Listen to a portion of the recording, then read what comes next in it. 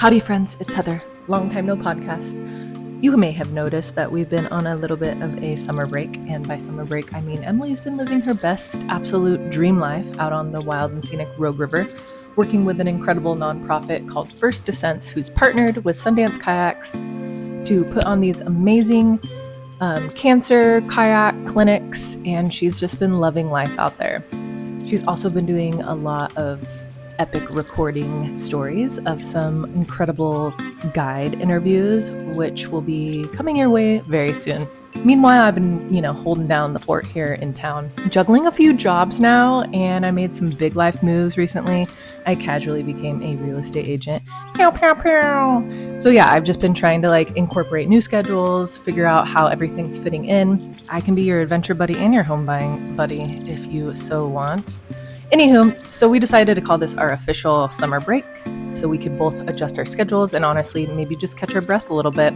Summer is a very special time of year, and we did not want to, we didn't want to have too much pressure on ourselves because we have a lot going on. So we're also reformatting the show a little bit to make it more sustainable in production for me and Emily, because we love this podcast and we want to do it all in our lives and with this podcast. So this is still very much our passion project. We're just figuring out where all the pieces fit in. And we would also just love your feedback on it, on this new format.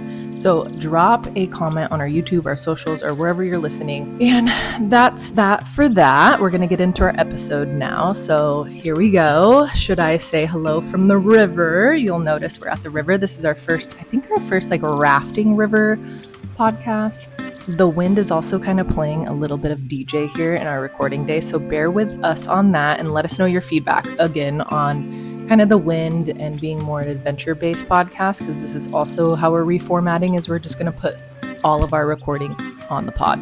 So today on the river we have the amazing Kate Battles, artist, muralist, creative force, small business owner, tiny house dweller, animal lover extraordinaire, travel vlogger, and a savant when it comes to social media of content of our beloved region. Chances are you've already been following her work or the work that she manages. She's that good. I'm telling you, you'll love her. She also starred in a docuseries called The Bond on Discovery Plus, featuring her life with her goat Frankie, traveling the country in an Airstream with her then partner Chad. And so yeah, we have an incredible adventure laid out for you. So sit tight, paddle along, and enjoy the ride. Here we go. Come on, Corny. Come on, Corn. Watch your step as you board. The boat is probably hot. Wanna come up here, Things Corn? are slippery. Come on. Good boy. Woo. Hi, Corny. Awesome. Yay. Pushing off Hog Hooray. Creek, baby. We're launching from, hi everybody. I'm Emily. And I'm Heather. And together we're, And I'm Kate, and this is Corn Dog. this is Corn Dog. Woo! And together we we're, are Go Wildly. Pew, pew, pew, pew. The crowd goes wild. And today we are floating with our dear friend Kate Battles. We're launching from Hog Creek Boat Ramp on the Rogue River in Josephine County. And we're going to take a leisurely little float through Hellgate Canyon. A lot of tongue twisters. And we're going to go through a couple of Class 2 plus rapids and then find a nice little spot to sit down and have a little chat.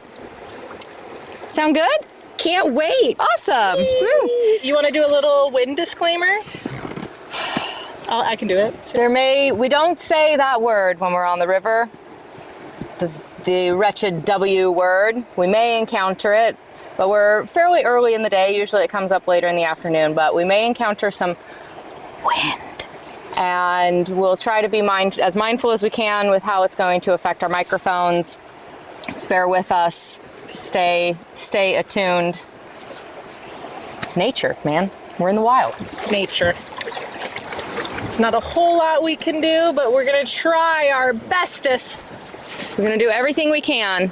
Ooh, what is that? Ooh, gross. We have this is our, technically third, but second official recording on the river. And we had one on Tuesday and noticed that the wind was, the wind. was a little brutal. So we're gonna kind of shift how we do things on this one and see if it doesn't help or just make a better listening experience for our peeps, baby. So yeah, we'll figure it out. Yeah. Who knows what Tuesday will mean by the time this episode comes out. Right. But we're here. We're floating. And it's a beautiful day. It's a gorgeous day. It's like mid-70s probably. Little teeny tiny like muslin layer of clouds over the sun, giving us a little bit of reprieve from the hot. And it's just supposed to be heating up into the weekend.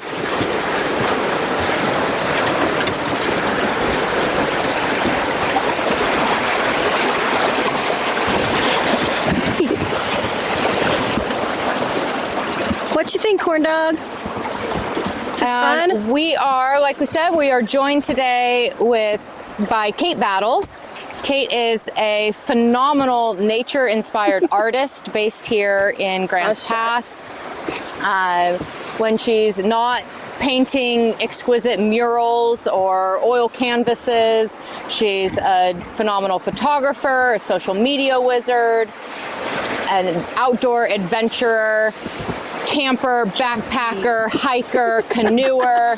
What doesn't she do? She'll tell us. That is an amazing introduction. Wow. We are so lucky to have Kate here with us today, especially on this particular stretch of river, because this is where Kate and I met at Hog Creek boat launch, maybe at least 10 years ago.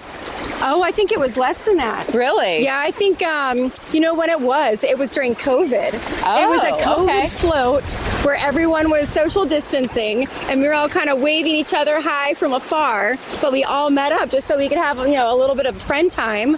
And you were with your dad, and I had known Gab for several years at that point. And I was going with Wade and Karen, and that's the day that I met you. I love that. And we floated, we put in at Hog, and then I think we took out at, like Almeida or, I think it was Almeida. So probably. We're pretty much, doing a similar float.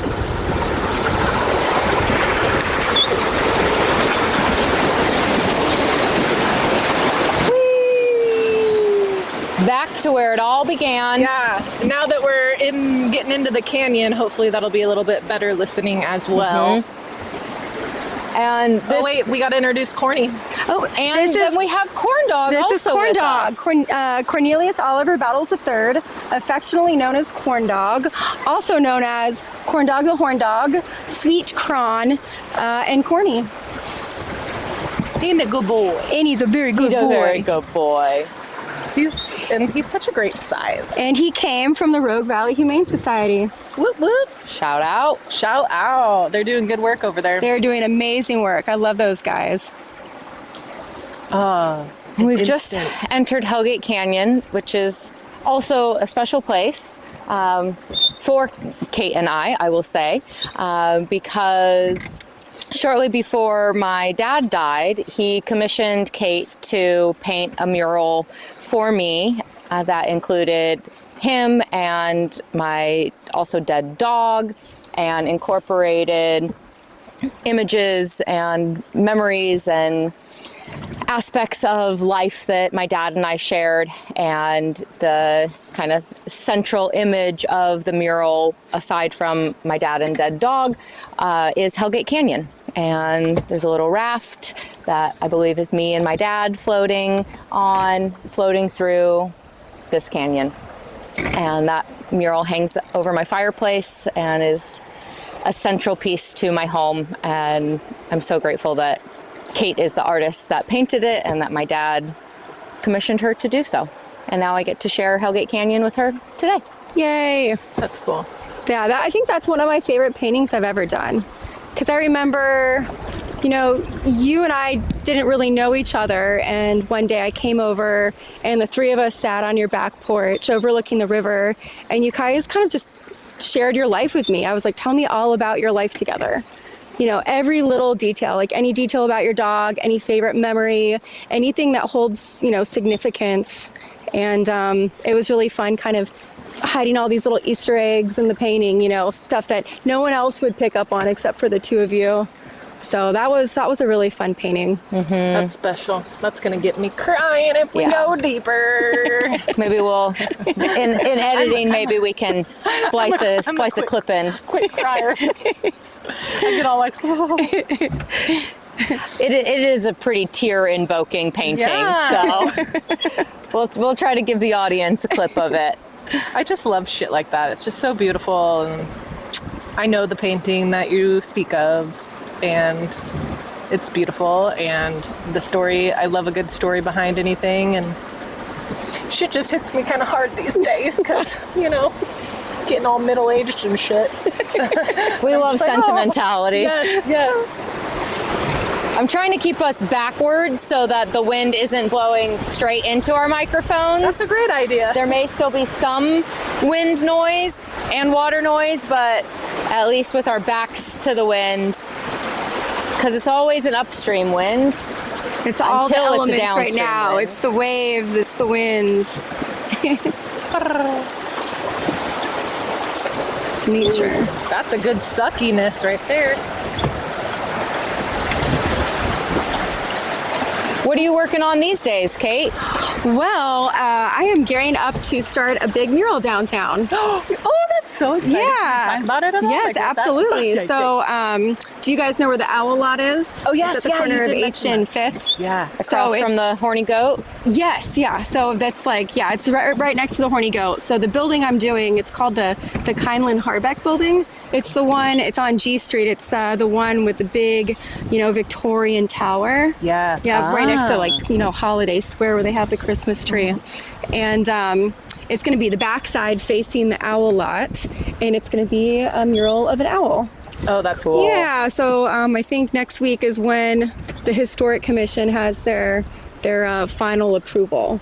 Yeah. So I'll be going to that meeting, and then I'll be starting the next day. That's so exciting. Yeah, I'm super excited. I'm always curious on how much do you get paid to do those big murals? Because I know we have so many murals in Southern Oregon, like Medford has a ton of them. We're starting to get, well, not starting, we have a ton as well. But I'm always like, dang, how much are they paying? Like, how much do those things cost? Yeah, I mean, murals, the cost of paint alone is pretty pricey, because you have to use commercial grade paint. You have to think about other costs like, getting lifts, So, you could definitely buy a car, with that amount of money.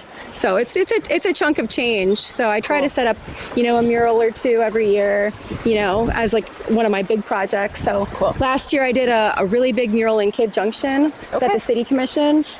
And that one was like almost, I think it was 145 feet long. Oh my God. It wasn't tall, it was only 8 feet tall, so it's really, really wide. But, it was kind of similar to another one I did in Grants Pass. So it was like a, welcome to Cave Junction mural.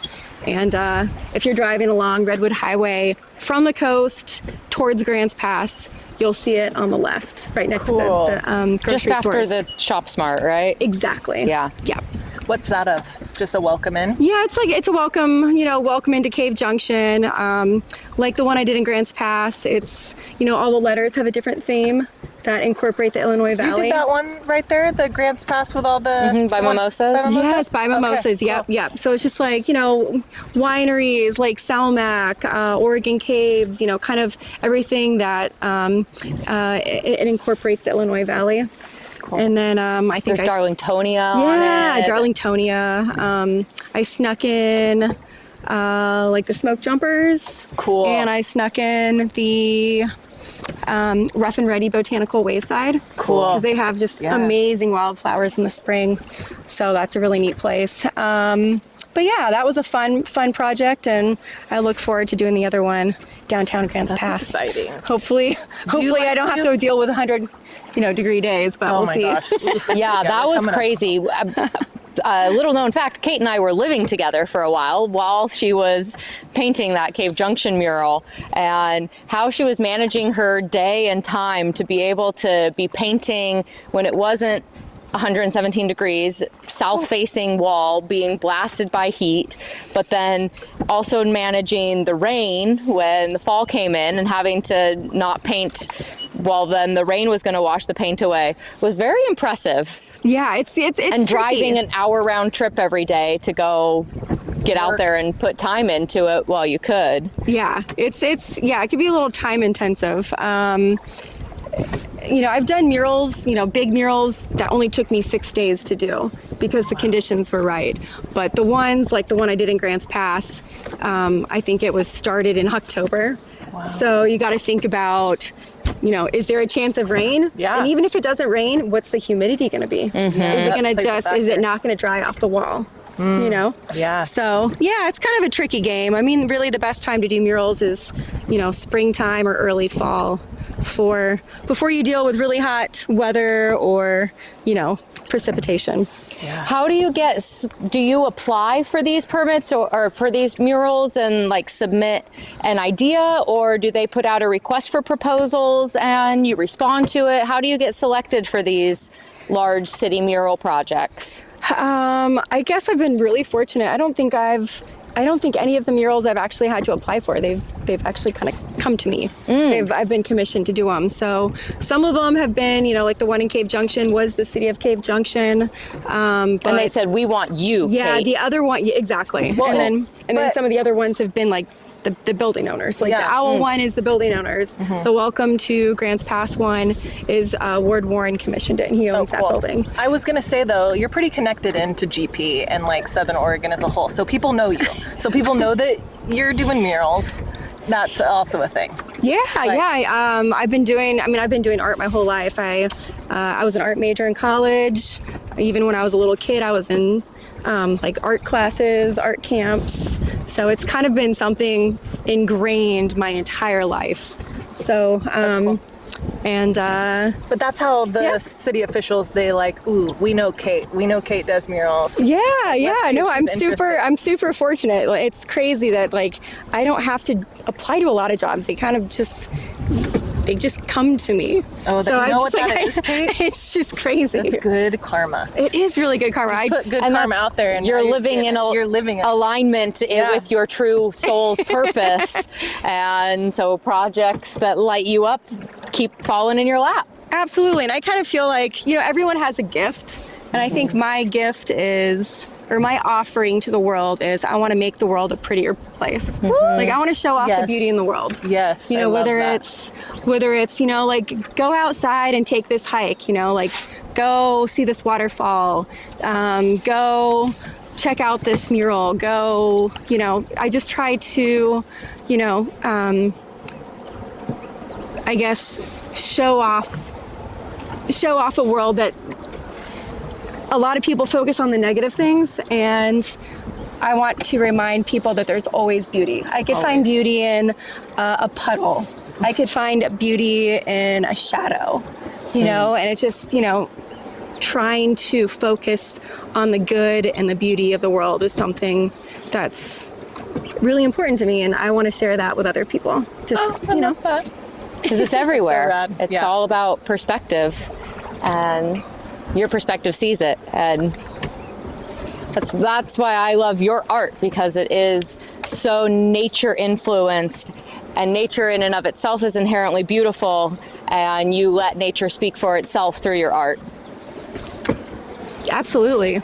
Nature is the best piece of art, Mm-hmm. You can't, as much as you want to try to recreate what you see, this is the best painting out there.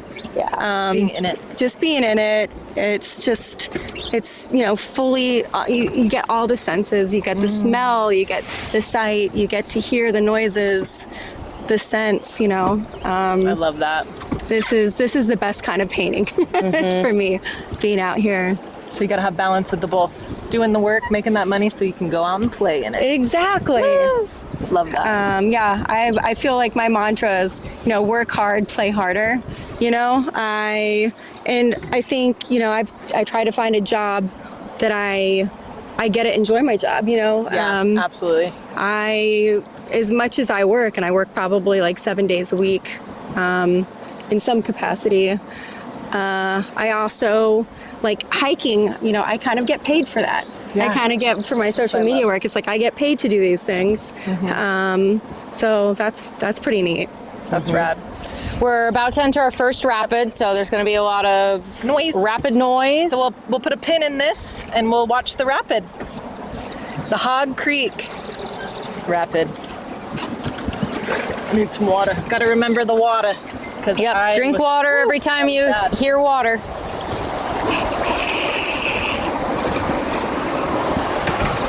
Watch your phone, Heather. Oh, thank you for that. Gracias, señorita. You De ready, nada. corn? Claro. You ready, corn? So cute. Cornholio is the best. Cornholio. If I could guarantee a dog like Cornhole, I would get another dog, but you just can't guarantee them.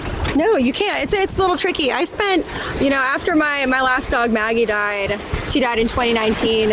I mean, I was in mourning for about 3 years. I couldn't really. I was like, there's no dog that could replace my dog. I mean, she was a soulmate for me.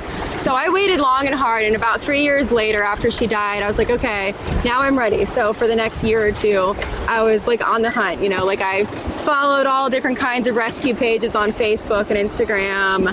And, you know, I was checking to see what dogs were coming through, like the Rogue Valley Humane Society. And then one day on Facebook, I saw a corn dog. And they posted his picture. And as soon as I saw it, I'm like, that's my dog. And then I was the first one. I was like, I got to get there. Everyone else, there was like 100 comments under his picture. Everyone was like, I want him. I'll be there. And so I made sure to get there like 20 minutes early before they opened, waited in front of their gate. So I was the first one to see him Monday morning. Wow, this looks amazing. It's not that worthy. Oh yeah. Is it good? They said that salami was from Italy. I'm butchering this. Yum. That's really good tasting salami. Where'd you get that? Albertsons. In the refrigerated section. Looks good. I know this jelly is dank because I had some last night.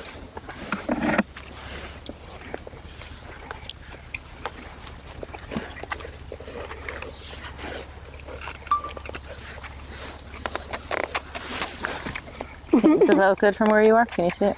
Can you tell? Yeah, I feel like that's okay. Okay. Let me go up and look at it. I think it's got all of us plus the boat. Yeah. Hopefully, we might end up in the sun in not too long. We may have to shift, but we've got this for Oh, it's kind of a little while. dark. Okay.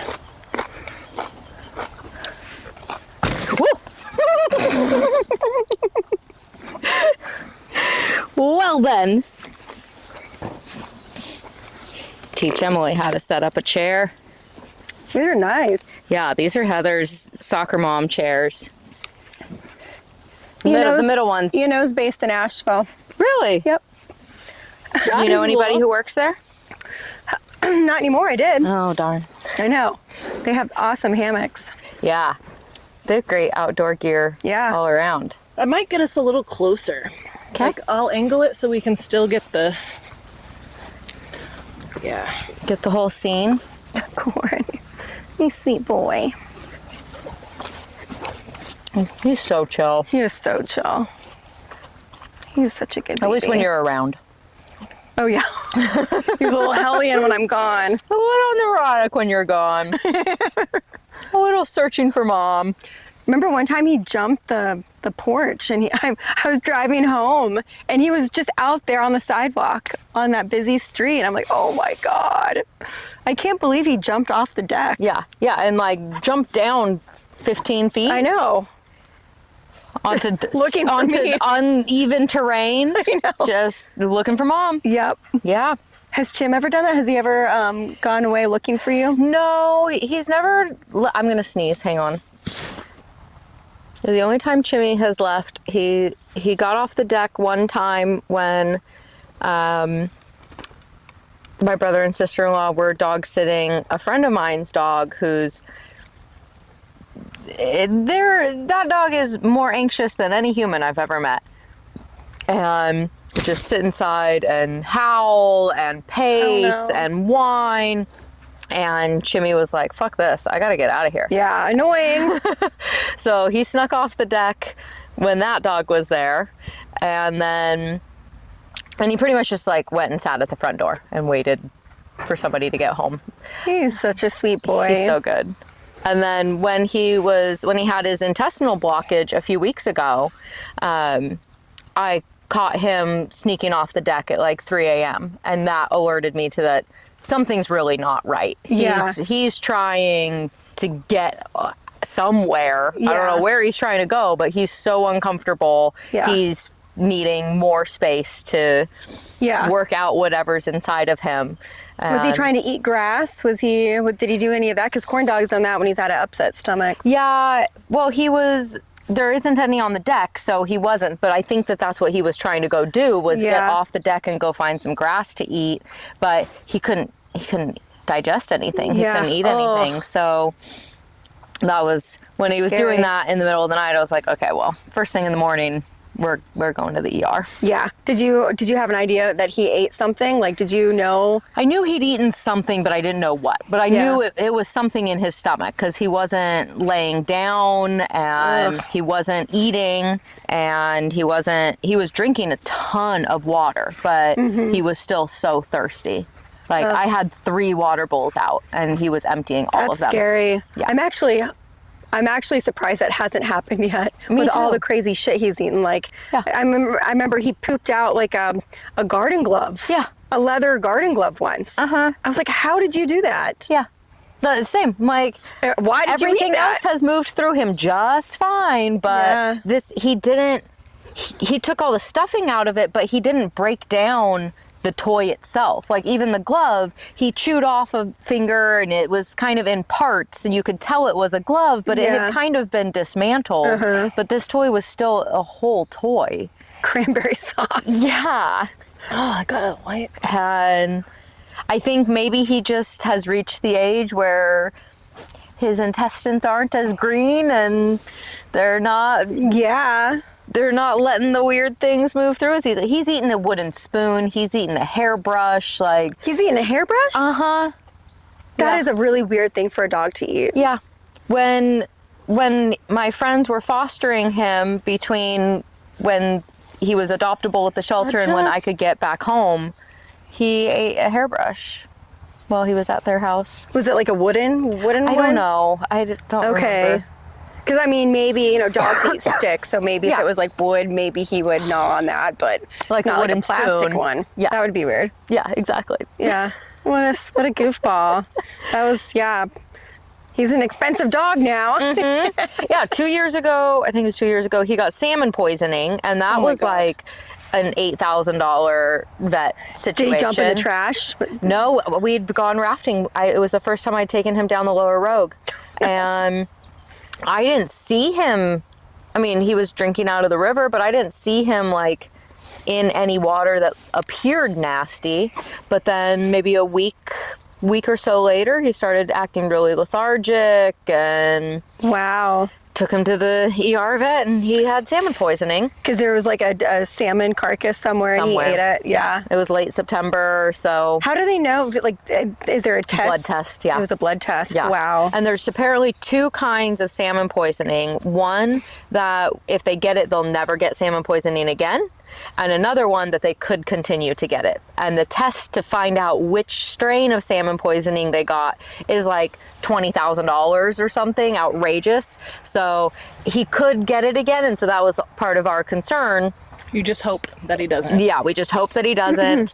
And that's at do the best we can. When they get their new dog, because, they had quite a few dogs for the course of how Pat and Lori owned Mariel. Pat was always like, first year I'd let the dog go eat a salmon and get that over with. Every time new dog came in. Yeah. And you just want to know, like, are they going to survive it or are they going to go down? Survival of the fittest of the dogs out there. Absolutely. Are we all set? Yeah, I think so. It might be a little funky. exposure-wise, but I'll fix it in editing. Okay. Sweet. We're here. We're Yay. seated. We're charcuterin. We're cootering. We are cooterin. We are the cooters. We are the three wise women here today. Is that your favorite cheese? It's my favorite cheese. So good. Is it spicy? No. Okay. It's jerky, right? Yeah, like Jerk spices. which is flavorful. Maybe a bite of it, but not spice. It is really good. My dad loved jerk flavor. He'd probably like that. You want a bite, Dad? I was gonna say, let's give him a bite. Oop. One for the homies. Here you go. Oh, I'll eat it. Okay. Consume me. He's probably like, wow, Emily, you eat cheese now. Why would you give me a bite? Did your dad eat everything? Pretty much Yeah. everything? He was a big just life connoisseur. Yeah. Yeah. So awesome. I mean, there were definitely things that he preferred over other things, Right. but he'd eat anything. Every time I'd go to church, well, mimosas, he always would order the salad with salmon. I want to say that was like his go-to thing. The hot steak salad, but with salmon. Yeah, and so I started ordering that. Yeah, it was so good, so Yeah. good. Yeah, he inspired me a lot to do that. So I liked the Oregon salad, and I'd add salmon. Yeah, I like their cob, add tinga chicken. Yeah, Take out the bacon, because the bacon bits I don't like. the lardon. Yeah, I don't really like how big they are. And sometimes I'd get a bacon on the side, like real good, thick. Yum, bacon, the good but not stuff. Not their chunked out Not the bacon. fatty. Add extra pickled onions. Oh, Right? the pickled How can onions not? make it. You know, I never was really into pickled onions, before mimosas, and now I add it to everything. It just elevates the flavor, you know, it's much better than just normal onions. My new go-to dish at mimosas, because I do everything custom there, because I've had so many dietary restrictions that I've had to customize everything. But now my go-to is a biscuits and gravy with mushroom gravy, add fried chicken and avocado. Wow, that sounds amazing. I'm gonna have to try that so sometime. good. It sounds really good. Wait, say that one more time. Biscuits and gravy with the mushroom gravy, add fried chicken and avocado. Oh, yeah. It's bomb. That's like almost like shit on a shingle vibes. Is it? Have you ever had a shit on the shingle? No, I'd never had just heard biscuits of and that gravy this until year. like a year ago when I came up with this. I think that I'd been camping with Jeff and Nan up on the Mackenzie, and I was driving back home and I was starving. I was like, I'm gonna fucking go to Mimosas. What do I want? What do I want? And I'd never had a biscuits and gravy before, but what came to mind was biscuits and gravy with fried chicken. I mean, that's just home cooking. There's just something comforting about that. Decadent, hearty, flavorful, and like the combination of flavors that it's all very savory, salty, but there's something sweet in that biscuit and the creamy of the avocado mixed with the creamy of the gravy and the crunchy of the fried chicken skin. And I love mimosas. maybe I have to go They're the there best. today. Oh no, they're not open on Thursday. Is Thursday for the day they're closed? Yeah. Oh. Thursday's always the day that I Okay. can and want to go there, and they're not open. It's a pretty good day. I mean, there's not a lot of places closed on Thursdays here, so Yeah. it's nice that they're open on Mondays, open on Sundays. It's been a minute since I was there, so it's That's where I'm Frankie, overdue. Frankie is staying at Jody and Jason's farm. So I try to go there like every other week to take her out or see her. I miss her. You doing good? She's good, yeah. She, she gets to hang out with her goat friends, and the plan is I'm looking for property to buy, and once that happens, I'll bring her to the property and get more goats. I want miniature donkeys. That's Yeah. my dream. So I want mini donkeys, I want chickens. So yeah. How many goats is the Frank. right amount of goats? I think, to start off, maybe I'll just get a few more goats. But, maybe like having like 6 or 7 goats would be nice. Cool. Yeah. A little hobby farm. Yeah. Would you rent them out for weed control? Absolutely, absolutely. You know, the thing about goats is you have to be a little careful about like what kind of landscaping is around. Like goats are highly susceptible to rhododendrons, azaleas. So you have to be careful about that because that could kill them. Totally. Yeah. Oof. Yeah. That's mountain laurel. Yeah, there's a few things you got to watch out for, but I just have a bunch of invasives in the backyard that I was polling yesterday, but it'd be nice to have a goat come and munch down. As your as your maintenance. Yeah. Absolutely. Subject of the goat. Kate had a television special show, or it was on a show, a special. Can you tell us about that? Like, I don't even know, like, was it a whole show? Was it just a segment of a show? Okay, so it was a 4-part docu-series called The Bond. It was a Discovery Channel show. The blonde? Like blonde hair? The bond, like the bond you have with an animal. Okay, cool. And it was produced by Robert Downey Jr. and his wife. Wow. And basically, they had one of their people on the team kind of scouting for unique animal stories on Instagram. And they came upon our travel blog, Argus the Odyssey. And I remember I was actually on a road trip with Chad and his kids around the Southwest. I think it was like January of 2021 maybe. And I got this message on Instagram and it's like, hey, we're doing a show. Would you be interested? And I thought, there's no way that they're going to pick us. They're like talking to like dozens, if not like 100 different people. And I kind of just said, sure, but yeah, we'll touch base when we get back in a month, Did you also write it off as like, is this a scam? Are we getting scammed, or is it that crossed my mind. I was like, it could be a scam, but I just I thought it was so far-fetched that like that would even happen. So I kind of just said, yeah, we'll talk when I get back in town. And sure enough, they followed up, cool. When I said we were going to be back, and it just went on. And then they had, like producers fly out to Grants Pass. They had, the director fly out and have these preliminary meetings to make sure everything would work. And basically, the show was, they had a film crew follow us around the West for a month. So this was a road trip we were already going to take. Okay. And nothing was like staged at all. It was a docuseries versus like a reality show. Okay. So it's not like we had to create drama or anything like that. They pretty much said, what's your plan for today? What's your plan for this week? Where, they sent us, a little map, I'm like, yep, we're going to be camping here. We're going to be camping here. We're going to be doing this hike, and so they just had a film crew follow us around, and we probably only did about 15 minutes a day of filming. Wow. It's like we need to get a segment of you guys like cooking dinner, sitting around the campfire, going on a hike, maybe seeing like some cool iconic scenes around the country. Mm-hmm. So we started in Oregon. We went to Idaho. And we went to the North American Pack Goat Association meetup, which happens every year. And those are... What is that? It's called, so it's like NAPGA, and it's a bunch of people that are pack goat owners. So they raise pack goats, for, hiking, hunting, whatever. And the organization is, they're advocates for goat owners, so they are very knowledgeable about like current legislation about goats on public lands, because you do have to be very careful introducing domesticated animals into the wild. Like you don't want to have any crossover between wild animals, because then you could transfer diseases.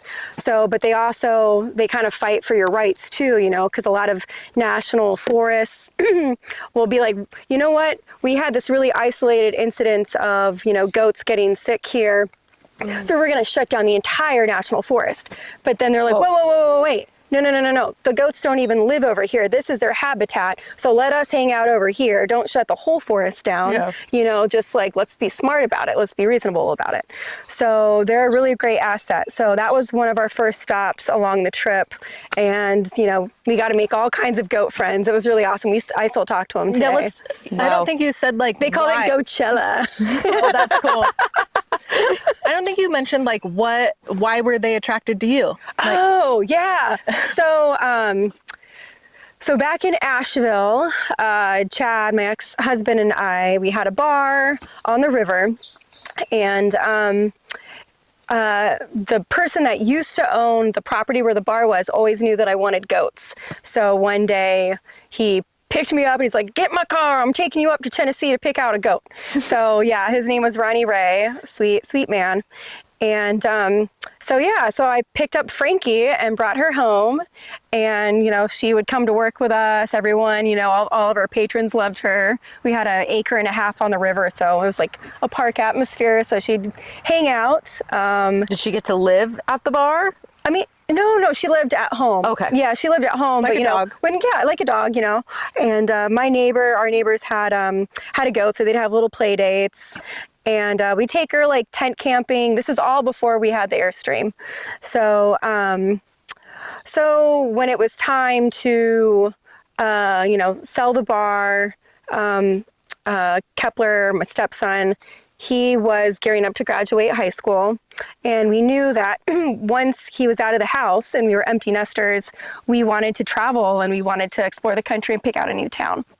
So when it was time to leave, this was back in 2016, we were like, well, we've got a dog and we've got a goat, and like the idea of leaving Frankie behind and rehoming her was like not an option, like she's my child. Mm-hmm. So we were like, we're gonna have to make it work. We're gonna have to take her across the country, and hopefully she's okay with this lifestyle. And sure enough, she took right to it. She loved it. So, she did about 60,000 miles around the country, and this Airstream we refurbished. I painted an awesome mural around the outside. And we did 25 states, 60,000 miles. We went all over the Midwest, all over, out west, And so our blog is called Argosy Odyssey, and it kind of chronicled Frankie's adventures around the country. That's so cool. Yeah, it was a lot of fun. And so I think, I don't know how they found us. Did you have a big follower base at that time? Yeah. I mean, it started to really flourish. Yeah, because it's like, I'm actually, surprisingly enough, something a lot of people don't realize about me, I'm a very private person. So even though I have this online presence, it's very selective, and it's normally not so much about me. It's about, corn dog or Frankie or nature or something. So not you as a not me as going through your daily. Yeah, I don't share anything super personal, so we are lucky relationship stuff. And I'm super shy. I'm like, I don't do a lot of talking in front of a camera. So yeah. What an honor that you've come to share yourself with. Yes, I was just going to say that so today. lucky. Well, I mean, you guys are friends. I feel it's awesome that you guys even invited me. Thanks for thinking of me. Mm-hmm. And you're high on the list. Is there a better way to spend a day than be on the river? Right. And eating charcuterie? Yeah. With girlfriends and a dog. I mean, it's like we are living the life. Yeah. They're like, this is our job. One day it'll pay us. Yeah. Yeah, I hope so. You're kind of getting, essentially you took a few videos. That's your job.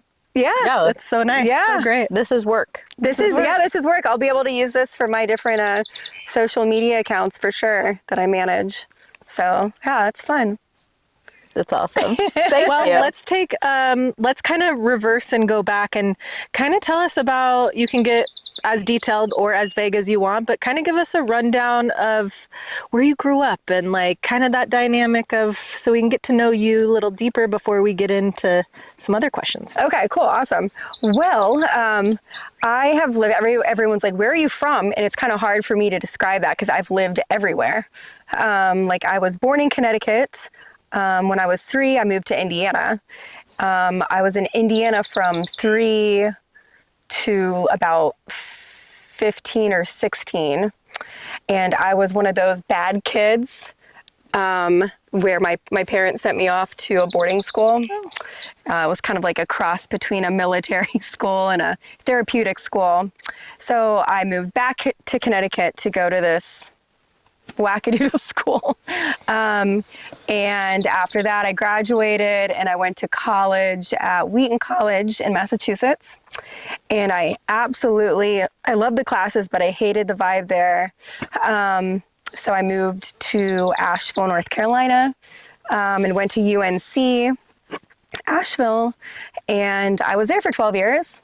And Asheville's a pretty big, like, artist vibe town. I hear it's a lot like Ashland in a lot of ways. Like, it's a big version of Ashland. So it has the population of Medford, but it's like Ashland. Cool. Super liberal. I think it has one of the biggest, the highest, like, gay populations per capita. Very, very artsy. So I actually had an art studio in they call it the RAD, the River Arts District there. And you went to school for art. I went to school. Yeah. I have an art degree. And I was there for 12 years and loved it and made tons of friends. And it's always going to be a special place to me. I mean, it's magical, the Blue Ridge Mountains and the food scene there, the art scene, the music scene's killer. I love bluegrass music. Me too. So I miss the culture of Asheville, but it also became such a tourist mecca where the influx of people coming in, it was too much for the infrastructure of the town. Mm-hmm. You know what I mean? Mm-hmm. Yeah. There weren't like ways to extend the road because there were buildings there. Like you couldn't make anything bigger. Everything was getting really clogged, and it was kind of, gentrification. It was forcing the artists out. It was forcing, a lot of people that work there year round, the people that are working the restaurants and all that. So you want this olive corn? I don't think you're going to like it, but you can try.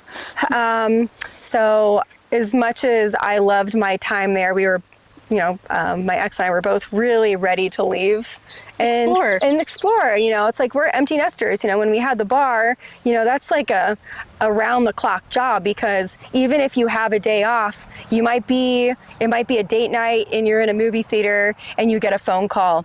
Oh, our credit card machine's not working. We'd have to drop everything we were doing and come there. Or it'd be 3 o'clock in the morning and the police would call us, and they're like, hey, your alarm's going off. You're gonna have to come meet us down here, So it's like work all the time. So when we sold the bar and moved, it was like, we want to go explore now. We need a little bit of a break, and we're going to take 6 months to travel and pick out a new town, start a fresh chapter in our lives. So after traveling for 6 months, we kind of narrowed it down to Salida, Colorado, Stevenson, Washington, and Grants Pass.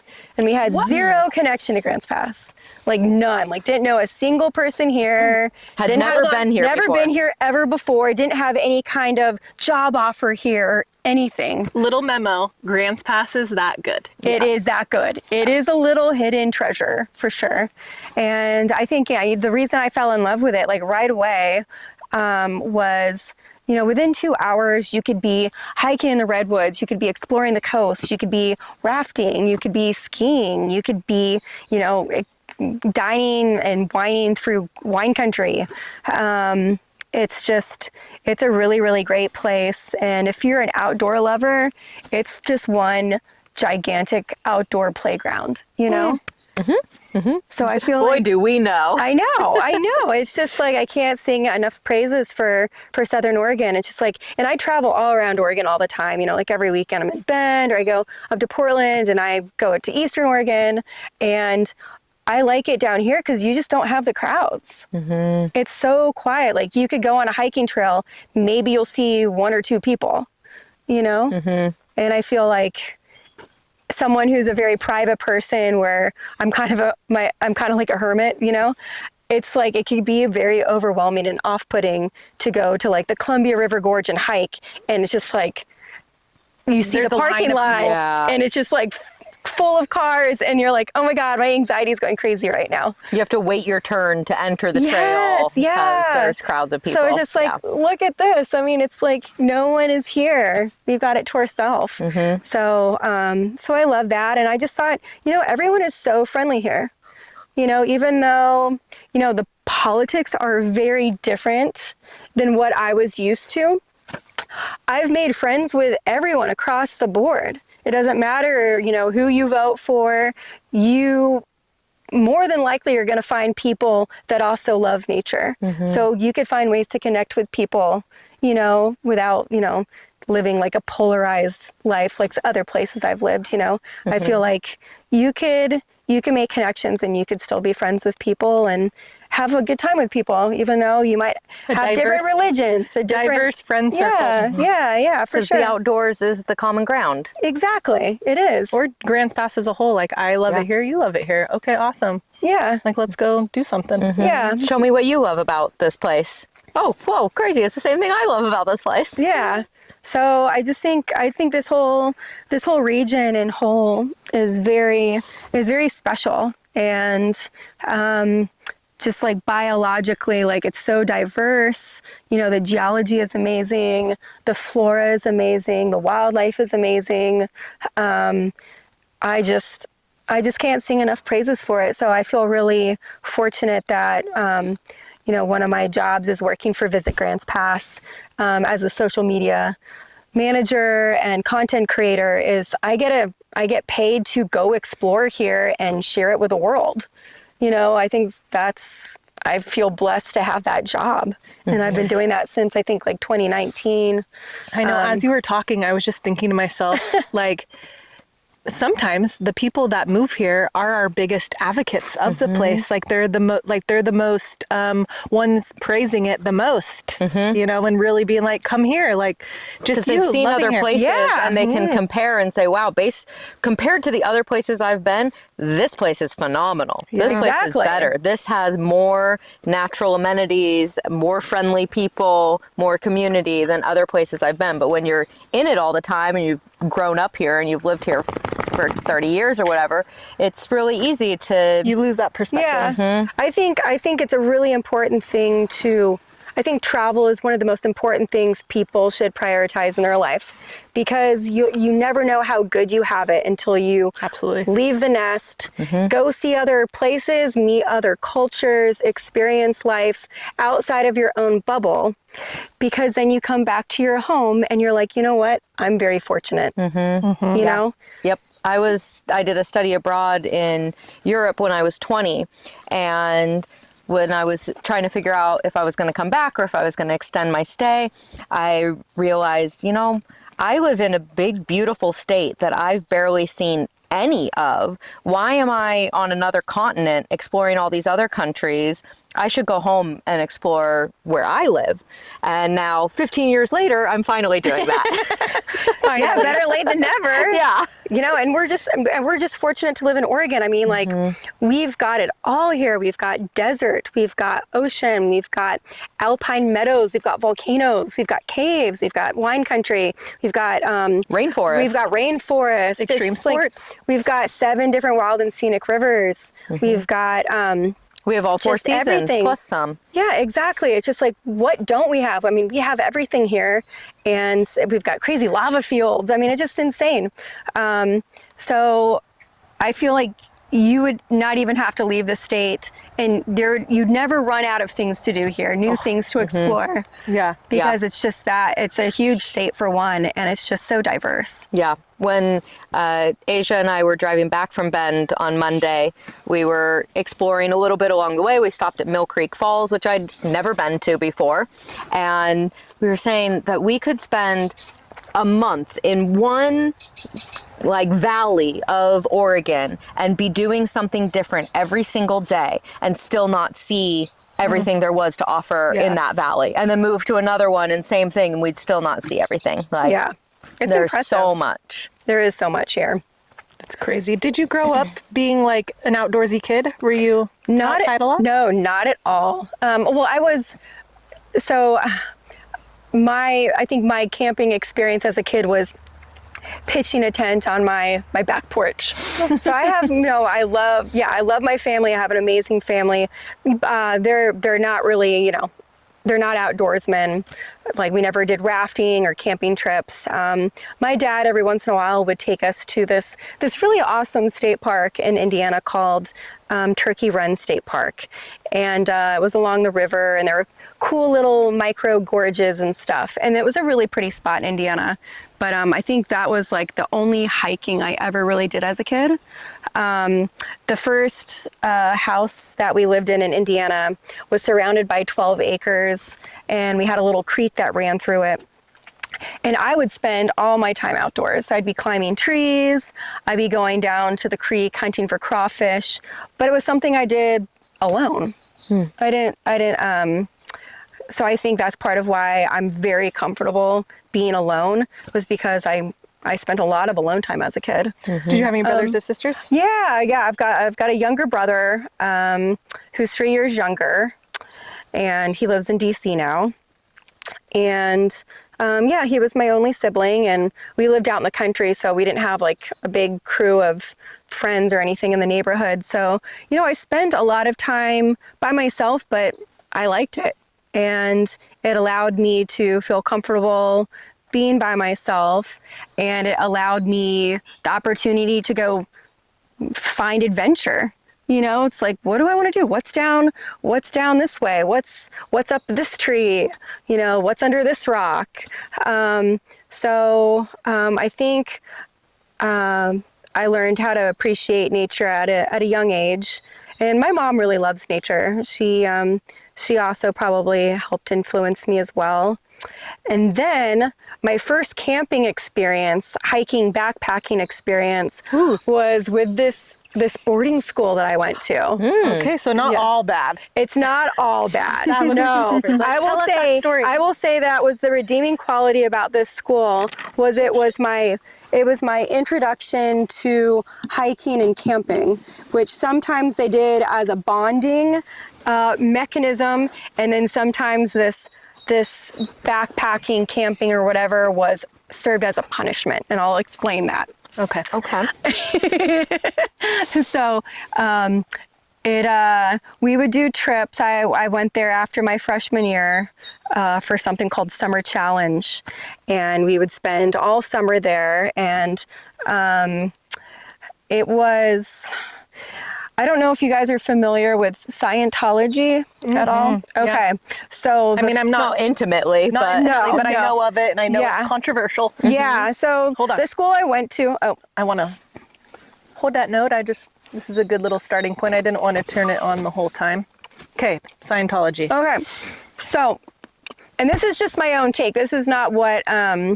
This is just my own take. This is not what the school said anything about Scientology, but the school was founded pretty much the same time as Scientology. Like L. Ron Hubbard was doing his thing back in the 60s, and that's when the school started. And there's a lot of crossover. There's a lot of similarities. And the school I went to had a lot of these different rules, like these ethics, these morals, and if you broke them, you would get punished. You'd go on something called 2-4, 24/7. They'd pull you out of school, pull you out of sports, and you would spend an entire day, and this could last for days, weeks even.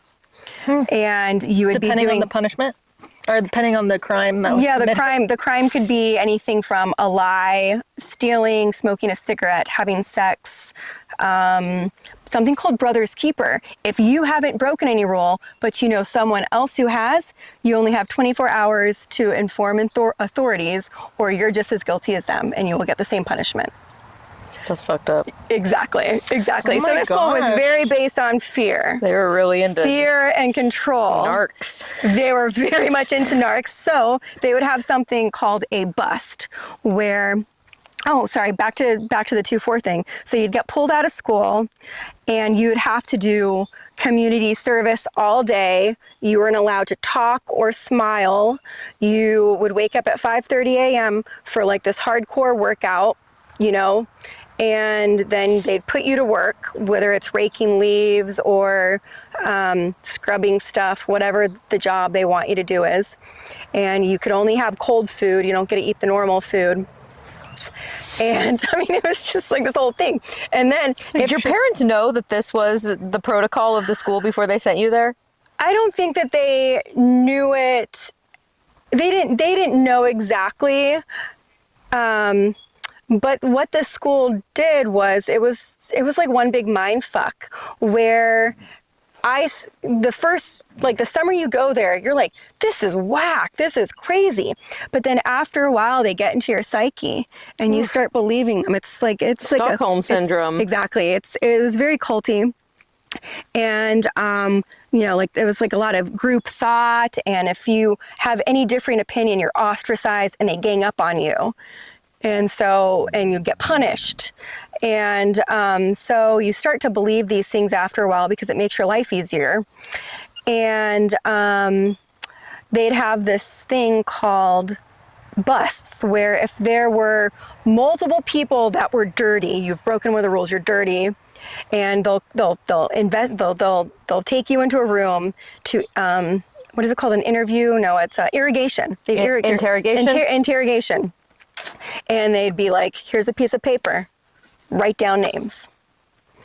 And if they had enough people that they thought were dirty, they would have a bust, which means they shut down the entire school and they say, hey, everyone, 1 o'clock, go to the auditorium.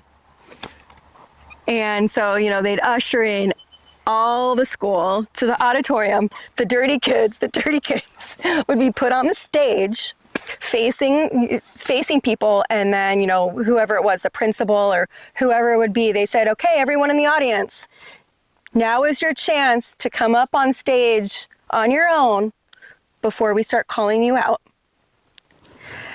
And, there'd be quiet, no one's moving, but then after a couple minutes, you'd see one go up, or you'd see a few more go up. And then they're like, nope, there's more.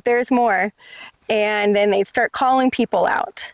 And then they'd be like, nope, there's more. We know there's more. And there was one time, this is like the moment that's like so clear in my mind where I'm like, this is so fucked up, where I started wondering if I wasn't remembering things right. I'm like, oh my God, they must be talking about me. Like, what did I do? Did I break one of the rules and I just don't remember? Like, I started to like internalize this. Mm-hmm. They were gaslighting you hard. I know. And it was just so fucking crazy. And that's just one of the many memories I have of this school. And it was just, I don't like fear-based things. It's just like, it's one big mind fuck. And so the school, I had a couple great teachers that I really love, and I made a couple great friends there, and I still talk to some of these people today. And but for the most part, it was a very traumatizing experience.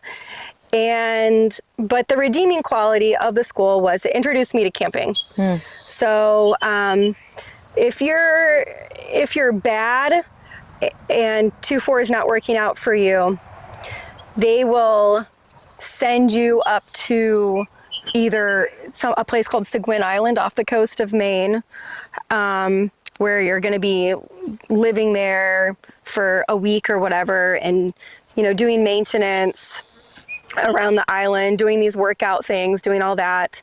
Or they'll send you up to Eustis, Maine, which is on the border of Canada. It's like mainland Maine, up in the woods, in the middle of nowhere. And the first time I was sent there, it was amazing. I think it was in the summertime. The weather was great. We hiked, we camped. Did you get in trouble? I did not. No, I didn't get in trouble. Okay. That was part of Summer Challenge, and so all the kids had to do this camping trip. And that was the first time I'd ever been camping, and we weren't just camping. We had backpacks on, like we were backpacking. So that was my first introduction, and it's like you're hanging out with a bunch of people your own age camping, and I was like, this is awesome. This is really great. So I think that was one of my first real experiences, like spending real time outdoors, like a real hike, like hiking up mountains. I think we canoed too when we were there. That was fun. But another time that they thought my attitude was not very good, they sent me up there in the winter time, and I almost died. Oh my God. They sent me up. I had bronchitis, and I am a severe asthmatic.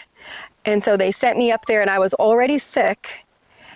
And we were backpacking, camping in Maine in the winter. I did not even have the proper clothing. I didn't even have like snowshoes or anything. I was duct taping my boots, and I ended up getting like 104 temperature. So they had to get a on top of bronchitis. On top of bronchitis. And they were like, okay, we're going to put you in a yurt. We're going to go continue on, and we'll check on you. Yeah. And we'll come check on you. And you're like 14, 15? I was 17, I want to say. They ended up having someone drive me an hour to see a doctor. I actually had pneumonia. And yeah, I almost died. But it's like, who thought that was a good idea to send a girl who's a severe asthmatic with bronchitis without the proper clothes to go camp in the winter in Maine? And then abandon her in a yurt. The snow was like, this high. It was absolutely insane. I mean, that was just crazy. Your parents didn't know about that to like go stand up for you, or are they No. Yeah, my parents are awesome. I just don't think they really knew what was happening, because I mean, my mom lived in Indiana, my dad lived in Connecticut, but a couple hours away. They'd come up for like, a couple weekends out of the year. They'd have like a family weekend, where they bring out the good food, and put on an air show and have like better than they really are. Exactly. I mean, it was totally. Did they call your parents to let them know that you had pneumonia and that they put you through this? They must have. I don't remember. I don't really remember how all that worked out, but I remember being no longer camping, being put into the yurt, being driven to the doctor, being diagnosed with pneumonia, and they must have called the trip off, and we went home. I can't really remember. It's been so long, but also traumatizing. It was the school was very traumatizing. But I will say, it did introduce me to camping, and so I am thankful for that. Do you remember when you were on the good trip? Do you remember being like, this is legit? Do you remember having any moments of like, oh? No, I do. I mean, there were a lot of moments. I mean, it was hard too. I'd never done a hike like that. Like I remember we hiked to the highest point in Maine, and it was along the Appalachian Trail. It's like the starting point actually. And I remember being on top of this mountain, and I had never been on top of a mountain before. And it's like, this is awesome. Like, look at this 360 view. And it was like tough climbing up. I mean, I wasn't like in shape or anything, and I'd never been on a real hike before. So it was a lot of hard work, and we had packs on, and I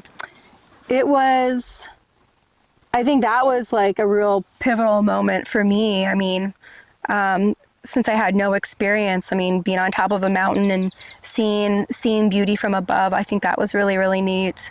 And I think just hanging out with other, people my age, out in the woods, away from screens. There's no TVs. I mean, we didn't have cell phones, I don't think, back then, but it was fun. We played games, we chatted, we hung around the fire. So I think from then on, I was super into camping, because when I moved to Asheville, my boyfriend that I moved there with at the time, we'd go camping a lot. And I read this book called The Last American Man by Elizabeth Gilbert. And it was about a real person who lives in the mountains of Western North Carolina, called Eustace Conway. And he was an outdoorsman, but he kind of had a similar upbringing, kind of came from white collar family, suburbanite, and he kind of just rejected it. And that's kind of how I was too. It's like I never really fit in that kind of way. I was always very different. I was always, into art, into kind of an alternative lifestyle. So I was kind of like the black sheep in my family. I don't think my family sees it like that, at least not anymore. I think my family's very proud of me, and they're very happy, and they're very thrilled with the person I've become. and they've always been very supportive of me and my art career. So I'm very grateful to them. Yeah, but when I got to meet your mom, yeah, she was very just praising you and also expressing how amazed she was at you, that that you're so brave and independent and exploratory and curious and creative. And she was like, I don't know where she got all of this, but I just love her so much, and she's remarkable and amazes me every day. And it was, my mom's the sweetest. she's so sweet. It was so tender and genuine, just her like amazement of you. Yeah. I mean, and my dad's the same way. He's a sweetie too. I'm fortunate to have just incredible parents that have been so supportive, so loving, just like everything, even through missteps or, you know, hardships in my life. Like they've always been by my side, never faltering. And yeah, I'm super grateful for them. Good parents. Great parents. Yeah, totally. And so were you able to do art at this school? How did being there cultivate and nurture your art? Yeah, and actually I had a unique situation. So I've never been big into sports, but the school makes you do three sports a year. So I would do cross country in the fall, and I started off doing karate in the winter, and then I would do lacrosse in the spring. And I never got into karate. So I talked to the school and my art teacher, and I said, hey, instead of me doing karate in the winter, how would I do an intensive art class, just my own class? And I got to make up my own curriculum. So yeah, my teacher, Kevin O'Brien, he was the school's art teacher, and him and I made a plan. We're like, this is what we're gonna do. And I would spend, you know, I'd do it unsupervised, you know, I'd have a curriculum that I would do. I'd have different projects every week. And so it was very advanced. And so I got to start off my kind of my art path at that school. And actually I had my first art show and sold my first painting at that school too. We had an art show, and my amazing teacher, John Rigney, who I still speak with today, him and his wife bought this painting I did of a baobab tree. It was a really big painting. And they ended up moving to Africa a year ago, and he sent me a picture of this baobab tree hanging in their house. He still has it. He still has, and he's like, this is one of our prized possessions. Aww. I'm like, oh my God, because this would have been back in, you know, like 2003 or something like that. So a long time ago. Wow. So that was really cool. So I sold quite a few paintings at that gallery, or it was a school event. But it was just like, it made me think, I'm like, wow, I could actually do this. And I did. You know, even when I was in Asheville, I had my art studio there. I'd have art shows. And then when I moved to Grants Pass, I immediately got an art studio downtown. And so, yeah, art's been my career, you know, since the beginning. Mm-hmm. Your first paid job? Yeah, it's not. I wouldn't be my first paid job. Okay. I think technically my first paid job was I worked at a horse stable. Cool. In Indiana. Yeah, I've done all kinds of stuff. You know, I've worked at restaurants. I've worked. I was a cashier at an organic grocery store. And actually, that's a funny story. So I was a cashier girl at this place. What was it called? It's Green something. I don't know. It's an Asheville grocery store. And I was checking this lady out, and she said, hey, would you happen to, and I was really cute. I was like 21. Anyway, Do we like where we are? yeah, we had to move because Emily was getting saunted over there. I was baking in the sun. So now we're here, y'all, after our battery break and move. We were just getting into the story of the cashier. Oh, yeah, Hate the cashier. This is like I think that was my least favorite job. I absolutely hated it because, you know, you're there. Oh, hey, Corn. Hi, Hello. Hi. Hey. I've just been looking at you over there, wondering when you were going to come say hi. He's been a patient boy. Yeah. He's such a lap dog. Yeah, I think being a cashier was probably my least favorite job I've ever had. Watch the mic. Oh, shit. Right. Okay. I think it was my least favorite job I ever had, just because it's like you're stuck here. You can't leave, and you have to talk to a bunch of people. And I'm just like, I'm not a people person. Like, I'm an animal person. So it's like, I don't want to talk to you, you know? Make small talk with everybody. Yeah. And half the time people are grouchy, you know? I remember people would yell at you if you didn't ask them if they received the senior discount. But if you asked them and you assumed, some people would get really upset that you even asked them, you know? So it's like, it's a lose-lose situation to be a cashier sometimes. Yep. But anyways, this is just a random story. So here I am doing the cashier girl thing. And this lady is in the line, I'm checking her out, and she's like, hey, by any chance, would you be able to model for me next weekend?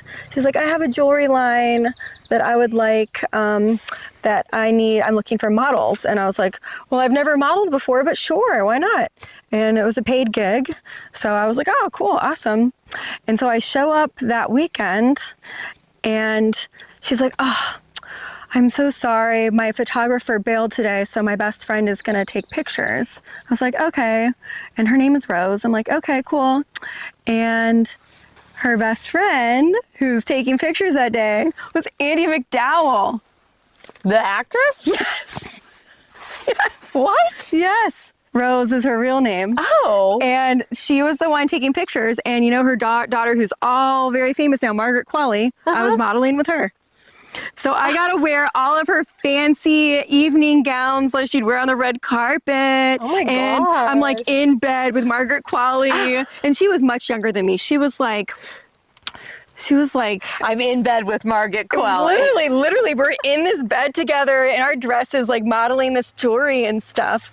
And I'm like, I had no idea she was going to be super famous one day. Wow. And yeah, it was like really, really cool. But anyways, so Andie MacDowell, Rose Qualley is her real name. I can't picture who that is. If you saw a picture, she has very curly hair. She has a Southern accent. Her and her daughter were actually in a show called Maid that came out a couple years ago.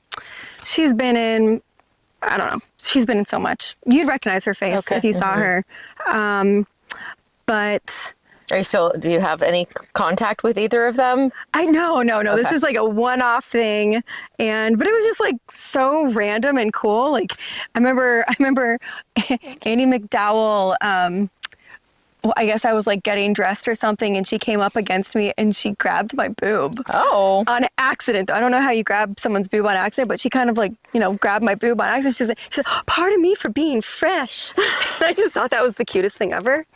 And anyways, yeah, so I left this and I got $300 for the gig, and I went straight to the shoe store and bought myself a pair of red cowboy boots I had been eyeballing and coveting for months and months and months. So yeah, that's my random cashier girl story. I love those stories. Yeah. Didn't know you were going to meet somebody famous, get the boots you wanted. I know. It was, what a random cool story. That's a trip. Yeah.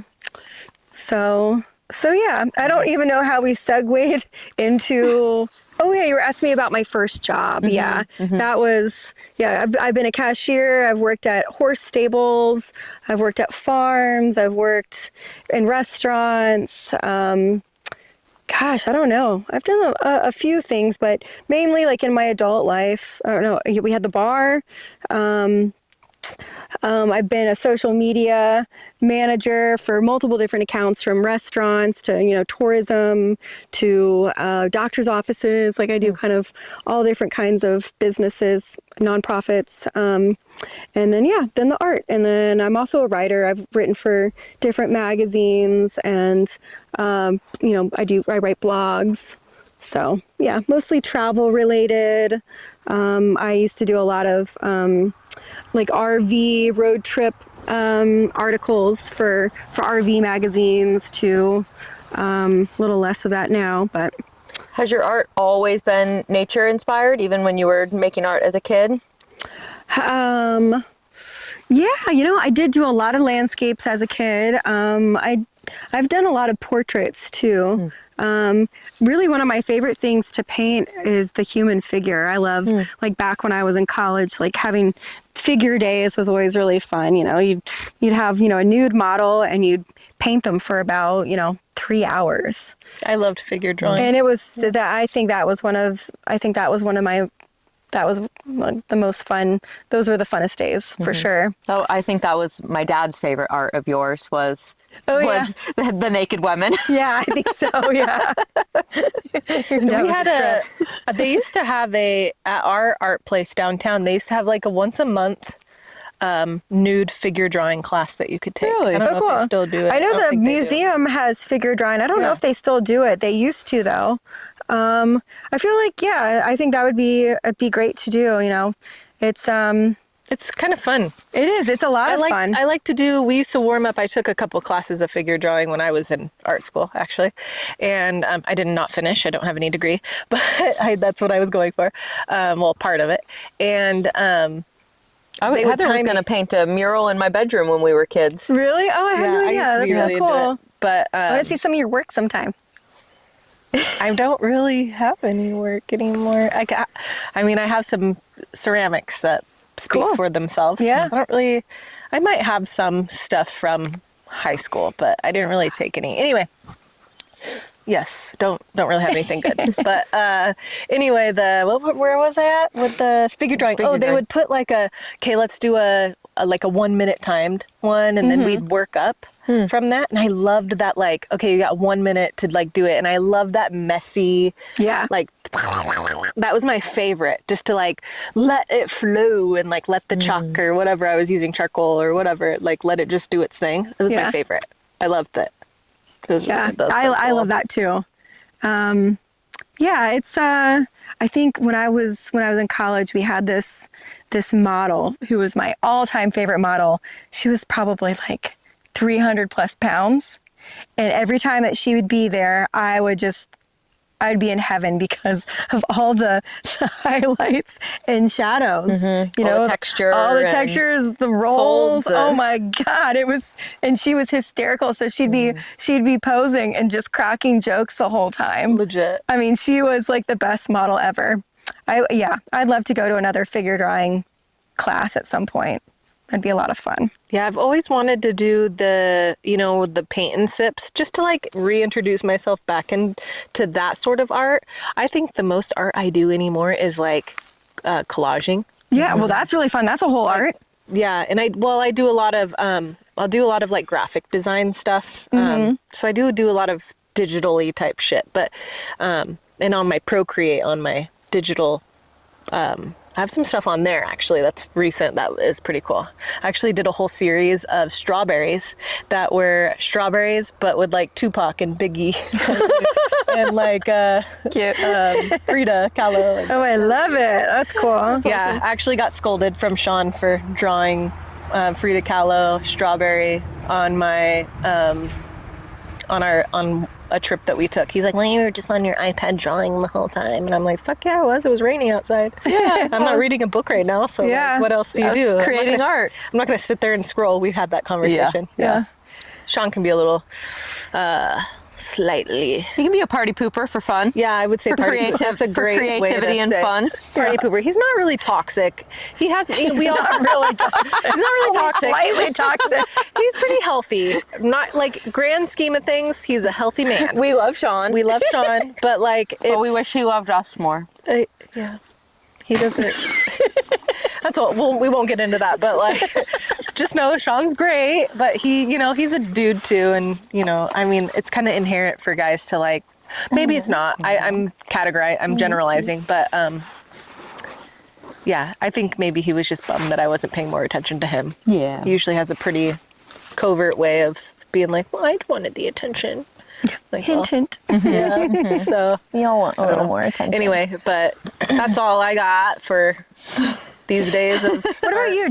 What's your creative outlet? This is it? This is it? Yeah, this is, I was not artistic as a kid. The art that I made was only like very guided in class. Like, okay, now draw a line. Now paint that line. You're a big reader.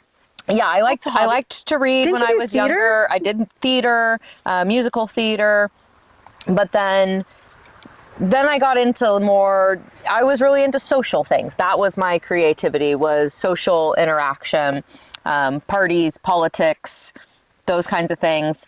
But for the last like 10 years or so, I'd been really seeking a creative outlet. And I remember having multiple conversations with my therapist about needing a creative outlet, that like the politics weren't cutting it for me. COVID canceled everything, and I really wanted some, and I wasn't into art. I wasn't gonna be knitting. I wasn't gonna be drawing or painting or crafting something. And then I started to have experiences like this, sitting down and just telling life stories with people in nature. And I realized that's where I feel creatively inclined and inspired. And now here we are. Yeah, here we are. Yeah. And I mean, now I'm experiencing a lot of creativity in cultivating my home space that, you know, as you both know, but you don't, it's my childhood home that I've taken over since my father passed, and it was still furnished with all the furniture that my mom bought when we first moved into the house in 1999. And my parents got divorced when I was 16, 17, and my mom moved out. So from 2007 till 2025, basically, all of the furniture in the house has been basically the original furniture that my mom bought in 1999. So now I finally feel like I'm in a space creatively, financially, and energetically where I can remove old pieces and really envision and feel what I want the home space to be like. Yeah, make it your own. Make it my own. Yep. And I had to go through a little bit of I had to get permission from my mom, essentially. I felt like I needed that permission to be able to sell the couch that she had bought, even though she didn't give a fuck about it. She didn't think about it. She probably part of the reason why she didn't like coming into the house was because there's all these memories of all the stuff that she provided to the home when she lived there. But I just still felt some attachment to that. It still works. It's still a great couch. Why would I get rid of it, other than it's not who I am. It's who my family was, but it's not who I am moving into the future. So I'm enjoying that creativity of seeing how I want to use the space, what colors I want to bring in, what textures, what materials. I mean, it's your house. You can essentially put a remodel on any part if you wanted to, and do the whole shebang. Yeah. I love how it's designed. Yeah. I love how the space is designed, but I use it differently than how my family used it or my dad used it. And so I don't need a formal dining room. Scotch bar is still up. Yeah. Which it probably will be forever until his friends come and drink all the scotch. I'm going to drink some when I come over to your party. Please do. Yeah, I'm going to be like, let me go. I had a few sips here and there. Good. I don't drink it, but other people should. So he would want other people to drink his scotch. And even 2 weeks after he died, it was time. My brother was going to move into my dad's room because we were living together at the time. And my brother was still kind of like, oh, I don't know, should I? And I was like, Dad would be shaking his finger at us saying, it's been 2 weeks. Why haven't you changed the whole house already?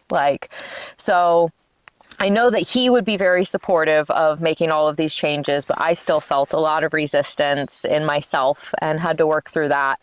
Now it's fun. It's fun I don't have visions for every space yet, but the living room has gone through a big change, and the dining room, the former lounge, now dining room, is a different space. And just kind of taking things bit by bit and feeling Emily? that creativity. You can redo it in a year, 2 years, 10 years. The only timeline is the one that I feel for myself.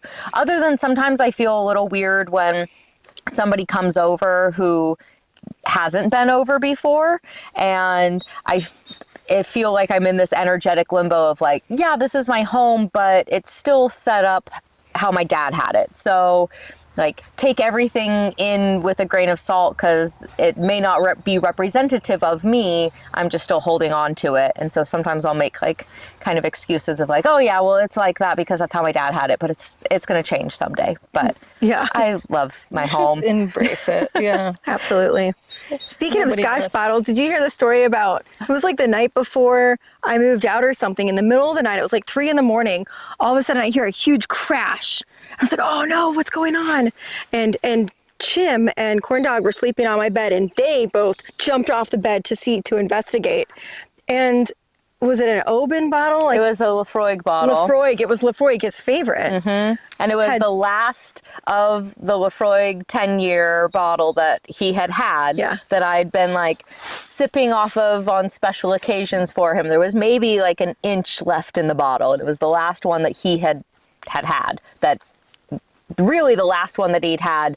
My brother and I drank the night that he died, and then we put his ashes in it. But it was the last one that still had any Lafroig in it. And it exploded, or it just fell off the... So there has been thing? another weird Yeah. situation. Yes, and it's just like, it was like the night before I moved out. It was just really, really weird. And Gary was there being like, I need a drink and farewell. Yeah. Yeah, I credited it to that he was saying thanks for being here. Yeah. And that he was glad that It worked his out. home could provide a safe transition space for you. yeah, and no, it was perfect. It's just what I needed. It was like it was just like a relaxing, peaceful haven during kind of like a volatile time in my life. You know, I was going through the divorce, and it was just like a safe space, a beautiful space, a relaxing space. I mean, I took full advantage of the hot tub on the deck. You know, I had most of my meals outside looking over the river. And it was an amazing time. yeah. Did you I'm tell her very about what thankful. happened when we were out on a walk one time? Do you want me to, or do you want Well, to? you. Okay. And that ties very well into that. The home really is a sanctuary space. It really is a space of healing and recovery. And even though, my dad chose to die there because it was a sanctuary home, and it was the safest, most comfortable place for him to leave this life. It was way better than a hospital or Yeah, it was a nursing hospice home. center. Yeah. And when I was going through my divorce, that's where I found myself, and it's a place of healing and recovery, big time. And so when Heather and I were having one of our first like meet up and brainstorm and chats about whatever creative venture we were about to take on, we hadn't really, I think it was actually the day that we said podcast for the first time. Maybe it was. I Maybe can't the remember. second day. The second. I think it was more we were getting into just like, we were brainstorming hard. We were like, this is where we're going. Okay, how is it going to work? And we did a multiple loop walk around the property. And But was it that day that we went for a walk, a block walk? oh, did we do a block walk I think that we day? might have did the block walk. So we'd gone on some long walk to brainstorm and talk and just shoot the shit and kind of figure out what we were going to do creatively and where we were going to go. And I'm pretty sure Chimmy was with us. Yeah. So nobody was in the house. Nobody, only I was living No, there. Corn Dog was there. Oh, Corn Dog was there. Corn Dog was there. And so you weren't home, and we came into the house after being like, all right, we're fucking doing a podcast. We are in alignment. This feels really, really good. We're clear and we're on the same page. And we open the front door and walk in the house, and we can hear water Running hard. running. And we look inside, and the kitchen faucet is on full blast.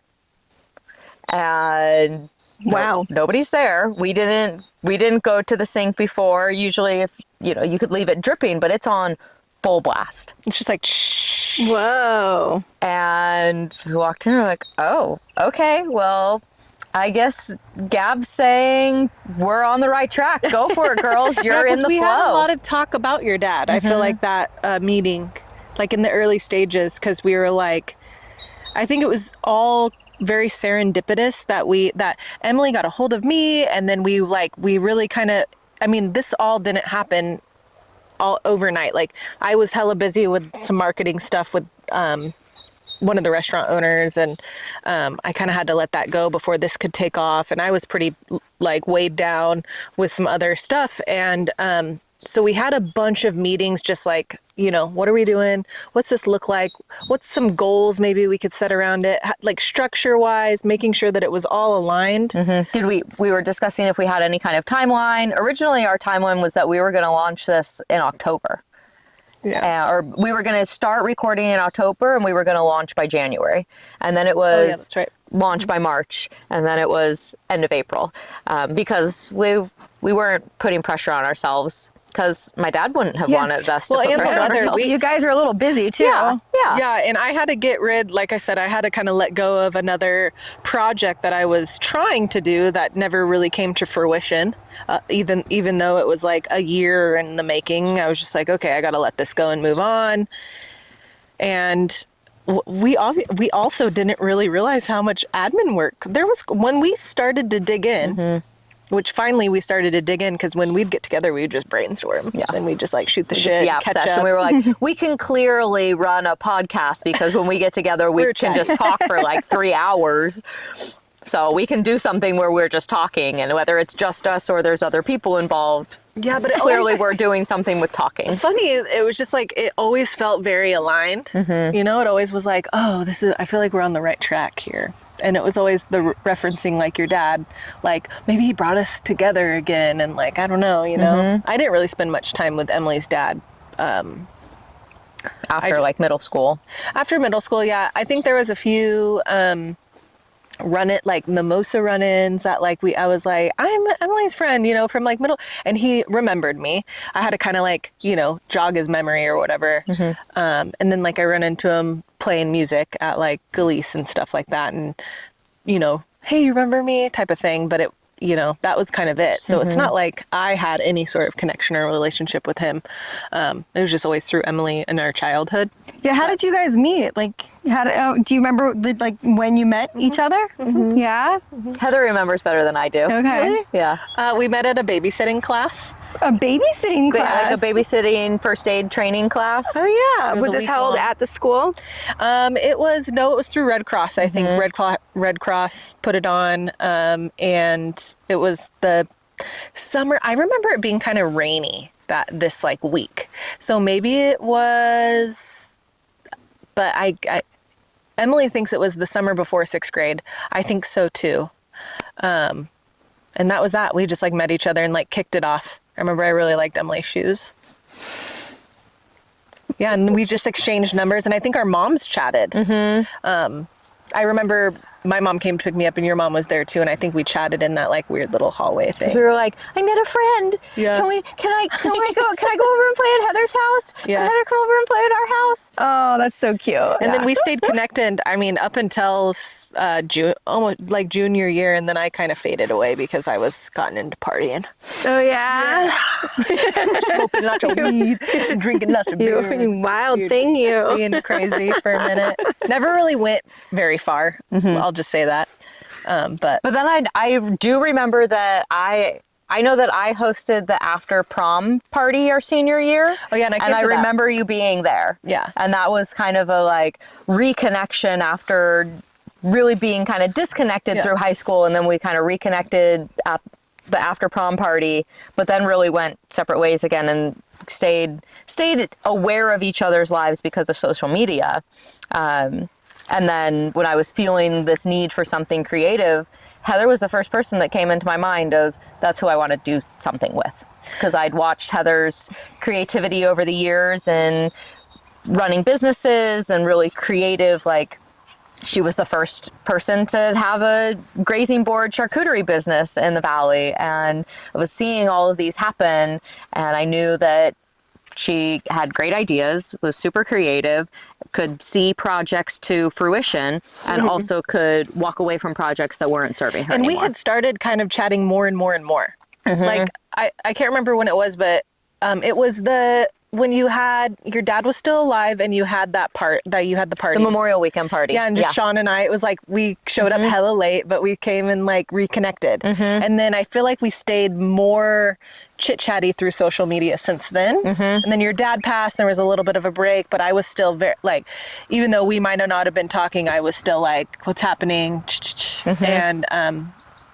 And then it was, and then Colby, you and Colby started really hanging out again.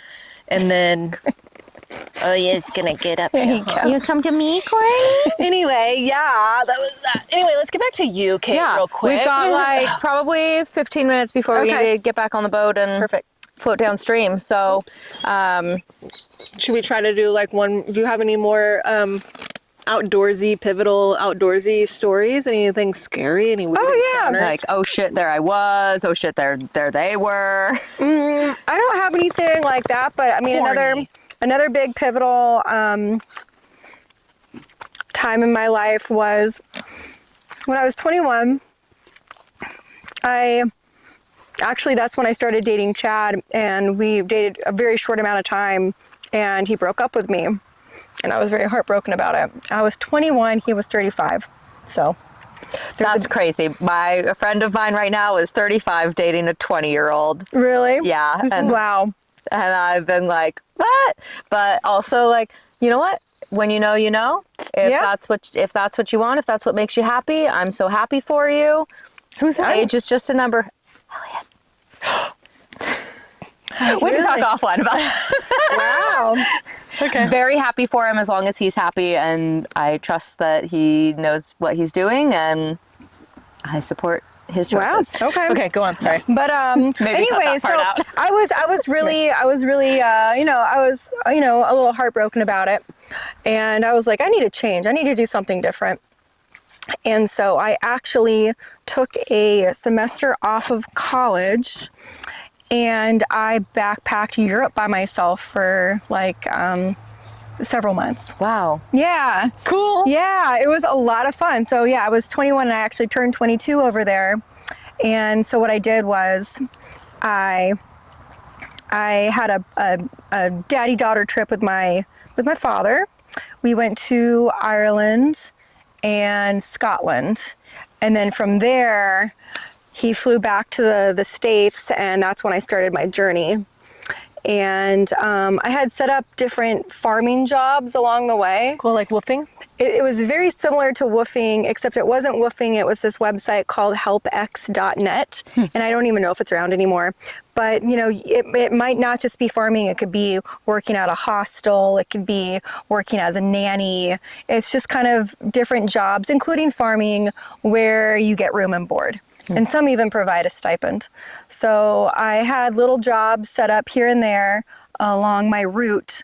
But yeah, I never once paid for a hotel or a hostel. I either stayed in my tent somewhere, or I was staying at a farm, or I was couch surfing. And I had never heard about couch surfing before, but basically at the beginning of my journey, I flew from Dublin to Paris, and I didn't even know where I was staying that night. And I'm on this train from the airport to Paris, and I'm just, sitting all by myself, and there's this lady next to me, and she was talking me up. She was about the same age as me. And she's like, yeah, where are you from? Blah, blah, blah. What's your plan? And I was like, I don't have a plan really. It's like, she's like, where are you staying tonight? I'm like, I don't know. I figured I'd just figure it out when I get there. And that's so brave. That is. Or stupid and crazy. And she's like, well, why don't you come stay with me? And I was like, wow, really? I was like, okay. And she told me about this thing called couch surfing. And I had never heard of it, but it is a thing, It's a website. Yeah, it's a website. Yeah, it's a whole thing. And so basically, like, she took me in. Her name was Lada. And she actually was like this super famous like burlesque dancer that performs around the world. Wow. And your little run-ins with these it's crazy famous people that you're just like, She was like, I think she was from Sarajevo, but yeah, her and her boyfriend was in some really, I guess, famous band in Paris, and he was on tour, so he wasn't there.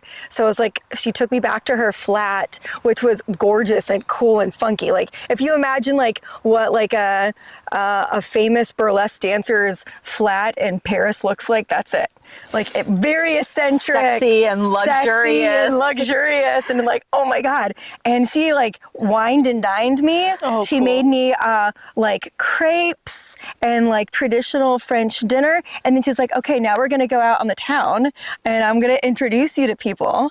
And so she took me to, you know, all her favorite bars and like just showed me, she's like, that's the Sacre-Cœur, you know, like, and just like took me out on the town for the night. And then the next morning I said thank you and I was on my way. Wow. But I mean, like, that was my introduction to couch surfing. So from the rest of the trip, if I wasn't, you know, if I wasn't camping, if I was going to be in a city, then I couch surfed. So I did that several times, you know, couch surfed in Venice. And that was really fun. When I was in Venice, it was during kind of like their 4th of July, their version of the 4th of July. And it's like everyone's out in boats and there's fireworks. And so we went out on this boat and saw the fireworks and everyone's partying, having a great time. And yeah, when I stayed with a guy who ended up being kind of creepy in Salzburg, because I wanted to take myself on the Sound of Music tour on my 22nd birthday. Awesome. So I was like, I have to wake up in Salzburg on my birthday. And so I couch surfed with this guy and, you know, it was fun. At first, you know, he took me to like out to dinner. We went to like this cool brewery. Beer garden, more not a brewery, like a beer garden. And but then it was really weird because at the end of the day he's like, so you could sleep on the couch or on my bed with me. And as soon as I said I'm gonna sleep on the couch, he, like, his tone of voice just changed right away and he was a complete fucking asshole to me. Wow. Yeah, it's like, oh, okay, I see how it is. So I got the hell out of there. Did you sleep there? I did stay there because I had nowhere else to go. Mm-hmm. I mean, sleep with one eye open? Exactly. I did. When I arrived in Paris, I was going to Paris specifically to go to the Django Reinhardt Festival, which is, it's actually changed venues, but it used to take place in Samoa, which is like this little tiny town, like 40 kilometers south of Paris, right along the Seine River. And it was actually held on an island in the middle of the river. It was a very intimate, cool. Really intimate, cool festival where, like, you know, river barges would show up and pull up to the island. You know, it's, you know, tons of, it's the town that Django lived the last part of his life. That's where he died. Like, he's buried there. And so, you know, it's a bunch of Romani people, you know, gypsy people, musicians, and, you know, like, and when I was there, I met a bunch of Irish guys that were in a gypsy jazz band, and one of their friends was an Italian guy, Simone. Anyways, when I was there, they kind of took me under their wing and they're like, oh, let's get you some mace. And like, we need to set you up, you know, so like you're going to be protected while you're doing this journey. And, that was really, really cool. And what a nice Did you ever have to use the mace? Never had to use the mace, no. And actually, good. Simone took me. He's like, where are you going next? I'm like, I'm going to Italy. He's like, I'm going back to Italy too. So we took the train together. And he's like, you can't stay with me because my girlfriend would not be okay with that. However, I'm going to have you stay with my coworker, Maria. I think she was Slovakian. Anyways, but he got me totally hooked up with a place to stay for a couple weeks when I was in Turin. And then she would take me out, and it's just like, I just met all these people where everything like aligned. Like, they're like, let me help you out. Let me introduce you to this person. I want you to see this. And, so I kind of feel like, even though I don't do couch surfing so much anymore at all, I kind of want to do that for other people. Like when someone is like, I'm visiting Grants Pass, I'm like, let me show you around. Or like, if you're going to be going to Wyoming, I'm like, oh, well, how about you go check this out and go on this hike and do this? Like, I like to share those things because I feel like I've been given those opportunities from other people. You know, so it's like, I was given a gift, I want to share the gift with you. Love that. So yeah, so that's kind of how when I travel, and I'm about to do another I'm going to go backpacking for a month this summer in Europe, in Eastern Europe. I always have like a very loose itinerary where there's some places where I'm like, we have to be here on this date. Like we've got a hotel while we're, in Venice, we're doing this backpacking trip in the Albanian Alps. So we've got to stay here on this night. But otherwise, like I try to stay really fluid and open when I travel, because you might arrive somewhere and you're like, oh, this is touristy, or oh, this is too crowded, or oh, there's got to be somewhere better to go, or maybe it's just not what it's cracked up to be, whatever the reason is, or maybe you like somewhere so much you're like, I need another night here. Totally. I need more time to explore in this area. So I try to stay really, really loose and fluid when I do these trips, and that's how it was when we do our big road trips in the Airstream too, where I have a very loose itinerary, but you stay open because it's like it's part of the journey. Do you never know where the river's gonna send you, and all that travel is super outdoor oriented. Like you're seeking a city for certain things, but most of the time you're in the wilds. Exactly.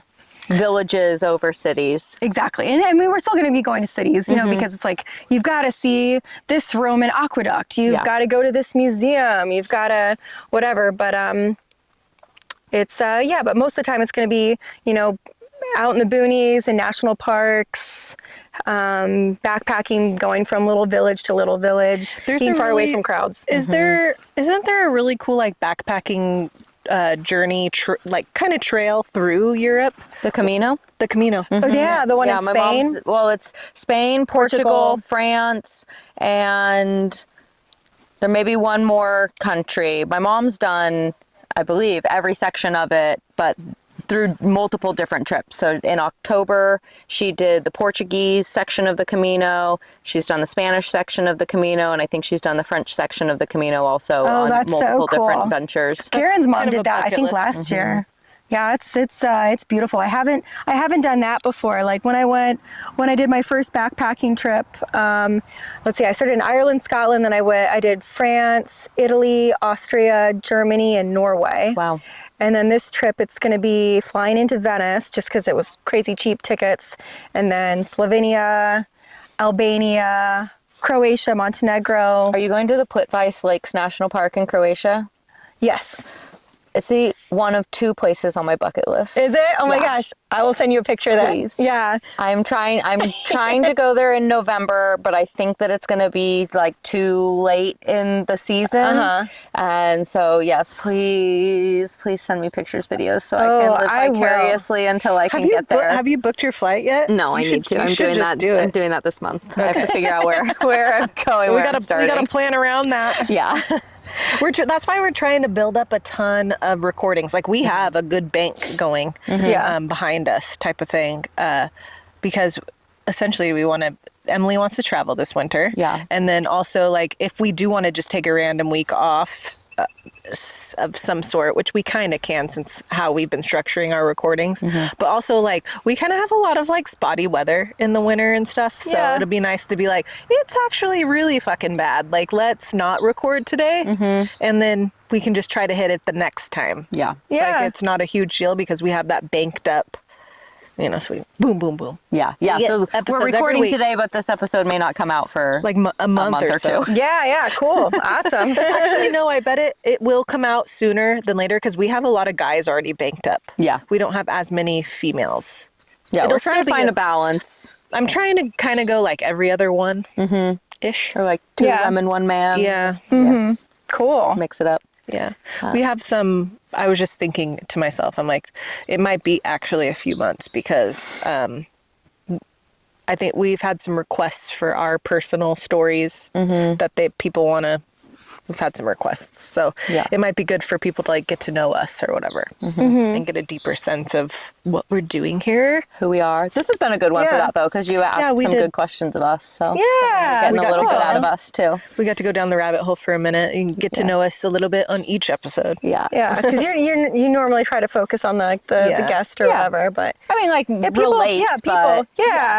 you're the star. You're the main character. At the end of the Dog day, is. At the end of the day, it's just like we're just out here and we're having a conversation, and we kind of have a loose, guided structure, but like we kind of just see where it goes. And honestly, whenever I try to plan a little bit, like I'm like, okay, I definitely want to like get into this question or ask about this. It seems every time I do that where I'm like, nope, I'm doing this. It goes in another direction, and I'm okay with it because it was still a rich conversation and rich topics and a rich story. But like, it wasn't, oh, I forgot to ask that. Darn. Yeah. You know? That's kind of the thing about this being in the wild and being entirely unscripted. We don't have a list of questions that we're prepared to answer. Yeah. I mean, we want to know pivotal outdoor experiences, and then we have a couple wrap-up questions, but otherwise it's just like, no, let's just chat and see where we go. Yeah. Like, On that note, should we go ahead flow. and do a few wrap-ups? Yeah, I think so. Okay, it's and about take that it away. time. Well, first, before our final wrap-ups, is there anything else that you would like to make sure that people know about you, about your art, about what nature and communing with the outdoors means to you, and like what they could walk away from this episode having gleaned? Oh man. All I could say is,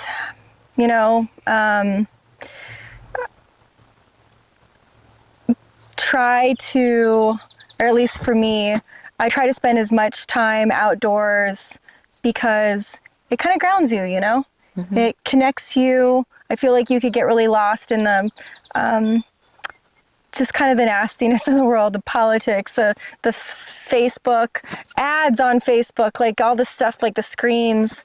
And I just feel like maybe this year, if there's less screen time, more nature time, I feel like everyone in the world would be a little happier, Absolutely. Yeah. And if the screen time that you're going to get is this podcast, watching us be outside in nature, we support that screen time. Yeah. Awesome.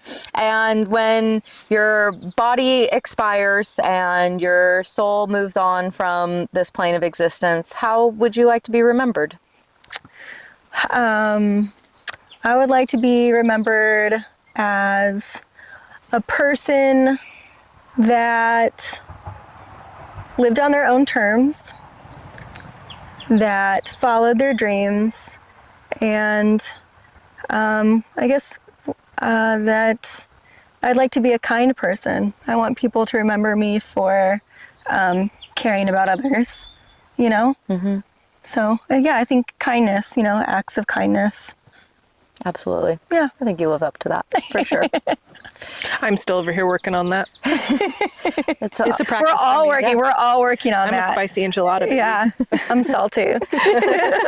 I mean, your necklace does say fuck. It does say fuck. It's my favorite word. There's so many ways that you could use that, like good connotations, bad connotations.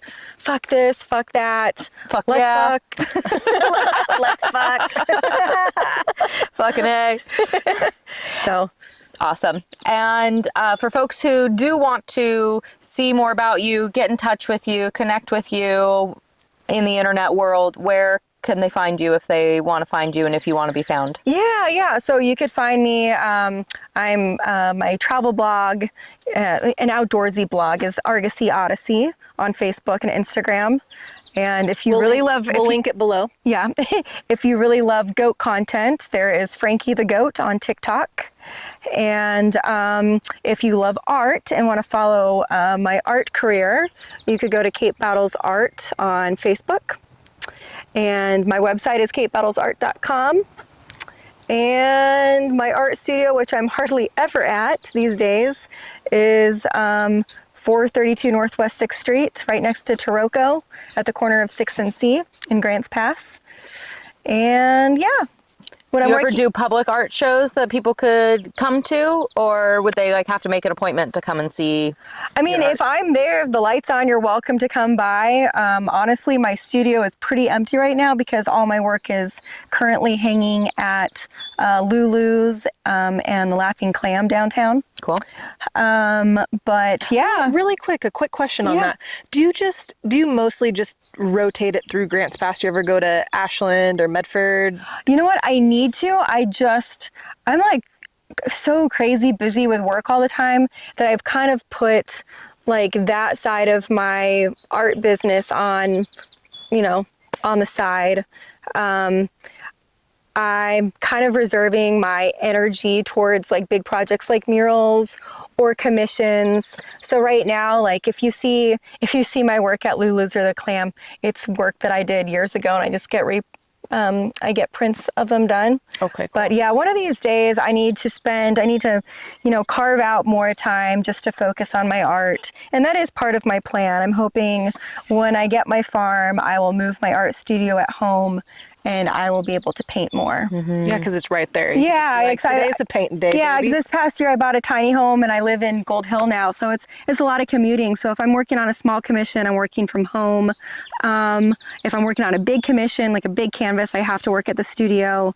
But yeah, it'd be nice to be able to work from home. So if I have like a moment of inspiration at 1 a.m. because I can't sleep, I could paint. I could at least be productive, So you were inspiring. That's so inspiring. You juggle a lot. I do. You were telling me, but I like to play a lot. So I work my ass off because I want to enjoy life. I want to be able to afford to travel. I want time to explore the outdoors. And I love food, and food is expensive these days. Oh my gosh, yes. So I got to work hard, But you know what? I'm lucky. I love my job. All of my jobs. Inspiring. So yeah. Great. Awesome.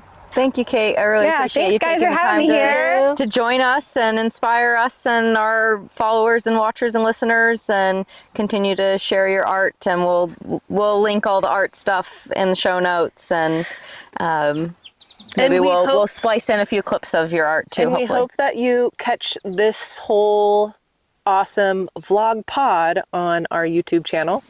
The extended cut will be there. It comes out the day after the pod, which is Saturdays. So YouTube Saturdays, the pod Friday before. So catch us, catch her, catch them, catch all of us there. Catch us outside. Wait, what is that? Catch us outside. How about that? Catch me outside. How about that? Awesome. We'll pack up and get back on the boat and float our way out.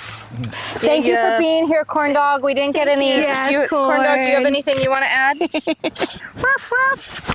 Oh no! Don't try to eat it. You little stinker. You little stinker bug. Oh, Awesome. I'm gonna grab a few more bites. Okay. Okay. Go wildly, leave no trace principles means that when we come to a site and there is matter out of place, we clean it up. Leave it better than you found it. Always leave it better than we found it. And look, we're making money. We're picking up cans, and each can gets us 10 cents. Yeah, I think somebody intentionally stashed those. They look fresh. They look very fresh, and they're very tidy and arranged here in the bush.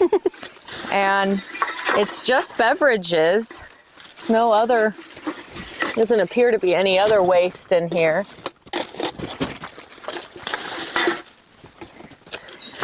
Still a pity that people trash the river. 1, 2, 3, 4, 5, 6, 7, 8, 9. We made $1 today. See? Woohoo! We're rich, bitch. Oh my gosh, how much did the Go Wildly podcast make? We monetized. We monetized $1. And there's this part of a duck that appears to be from the Rogue Duck Derby. They haven't done that in a while. I think they do it every year. I don't think they did it this year. Really? They put rubber duckies in the river? Yeah, they drop like 1,000 something rubber duckies from the Parkway Bridge, and it's a race. Then they're all like sponsored by somebody. Somebody can buy a bunch of ducks. Yeah. They're all labeled on the bottom, and then the first duck to make it to the 7th Street Bridge is a winner, and they can like win a car. Wow. And I know somebody that's won the car. Oh yeah, I've seen it because they have it in front of like Row Automotive. Don't they have like the big rubber ducky? Yeah. Every year. Yeah. Okay. I don't think they did it this year though. How do they? Or they haven't done it yet. They I have think nets this out. summer How do they thing. catch Yeah. the rubber? Oh, okay. Yeah, they put out a big net. I mean, some slip through the net, but they're all dropped from a giant net off of the Parkway Bridge, and then they're collected in a giant net at the 7th Street Bridge Fun. or the Oh, Cape cool. May Bridge, one or the other. Yeah. Is that what that was a rogue junkie? It looked like a rogue ducky in the road. Yeah, it had a little label on the bottom, which tells us that sometimes they slip through. But otherwise, not a whole lot of trash at this spot. Pretty decent. Yet, for the beginning of summer. And now there's no trash because we picked it up.